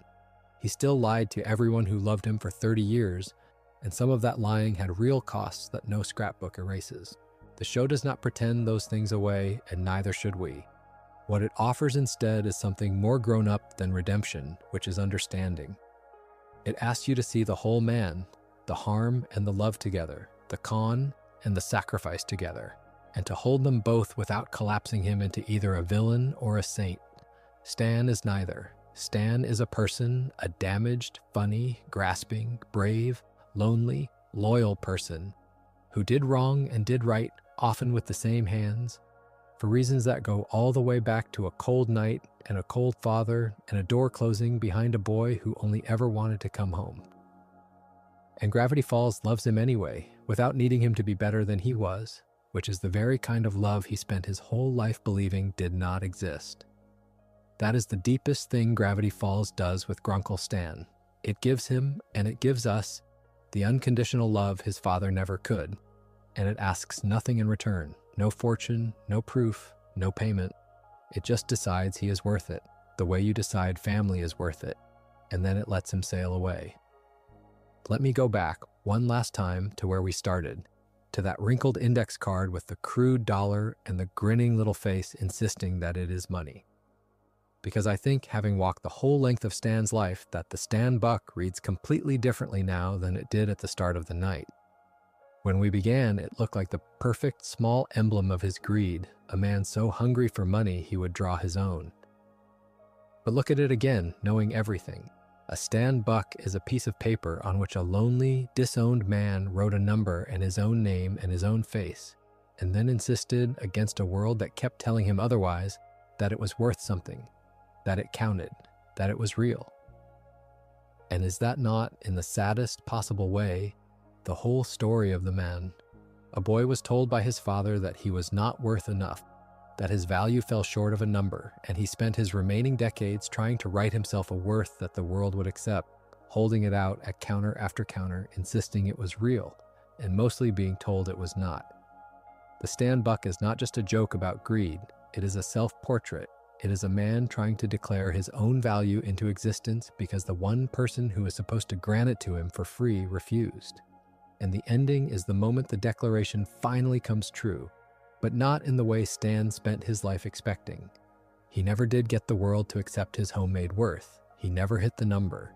He never came home rich to a satisfied father because the father was never going to be satisfied, and the number was never real. What happened instead is that a group of people looked at Stan, the actual Stan, the fraud and the failure and the crook, the man whose whole life could be laid out in an evidence folder next to a fake index card dollar, and they decided he was worth everything, without him having to prove a thing. The value he tried for 50 years to manufacture, to draw into paper and force the world to honor, was granted to him in the end for free, by a great niece with a scrapbook and a brother who came home, precisely at the moment he had nothing left to offer and could not even remember his own name. The Stan buck finally got accepted, not as currency, but as what it always secretly was. A man saying, "Please, look, I am worth something." And the family finally answering, "Yes, you always were. Put the paper away, we never needed it. That is the thing I will carry out of this show, more than the ciphers and the demons and the mysteries." A man who passed his whole life confusing his worth with his wealth, and a family that loved him until he learned the difference. It is a story about money that turns out not to be about money at all, which is the only kind of money story worth telling, because money is never really about money for any of us. It is about safety and worth and love and the fear of not being enough. And Stan felt all of those fears more sharply than most, and chased the wrong cure for all of them for most of his life, and was saved at the last by the one thing he could never buy. If there is a lesson in it, and the series is far too good to state one, it is only this. The people who will love you when you have nothing are the whole fortune. Everything else is just index cards. That is Grunkle Stan, the greediest man in Gravity Falls and the most generous, the con at the door of the crooked little museum, who was secretly running the longest rescue in the history of the town. The hoarder who gave away his own mind, the miser who learned, at the very end of a long, hard life, that he had been rich the entire time and had simply been counting the wrong things. He put the paper away. He got on the boat. He sailed off with his brother toward the horizon two poor boys once dreamed about. And for the first time in 50 years, he was not chasing anything at all. He had arrived. If you are still awake, and it is all right if you are drifting by now, let the whole thing settle over you for a moment before you go, because there is something worth resting in about a story like this. Gravity Falls only ran for 2 summers on screen, 40 episodes and a handful of shorts, a small show by the numbers, and yet it has lasted in a way that far bigger and louder things have not, and I think the reason is the one we spent tonight tracing. Underneath the mystery box and the codes and the weirdness, it was always at its center a show about family, about a strange, broken family gathered in a crooked house in the woods, learning that the things worth having cannot be bought and the people worth keeping do not have a price. It dressed that up in the most inventive fantasy of its era, and it hid ciphers in the credits for a decade of fans to chase. But the heart of it was always an old man learning too late and just in time that he was loved, and that he had been the whole while. There is a particular kind of comfort in that, the kind that is good to fall asleep on. That a person can spend most of a life being the wrong thing, grasping and lonely and afraid, welded to a belief about their own worth that a cruel man installed in them long ago, and still at the end be met with more love than they ever thought they deserved. That the ledger can be set down, that the number never mattered, that you can put the paper away and get on the boat. Whatever it is you have been counting lately, whatever number you have quietly decided you need to hit before you are allowed to rest, Stan would tell you, if he were the kind of man who said things like this out loud, which he never was, that it is probably the wrong number, and that the people asleep in the next room are the fortune, and that you already have more than you think. So let the shack go dark, and let the lights on the water be the last thing you picture, two old brothers on a small boat pointed at the horizon, finally, after everything, exactly where they always wanted to be. Thank you for spending this time here with me tonight. I hope it carried you somewhere restful, and I hope, wherever you are, that you feel a little richer than the numbers say you are, because you almost certainly are. If you enjoyed the video, make sure to subscribe, and I'll see you in the next one.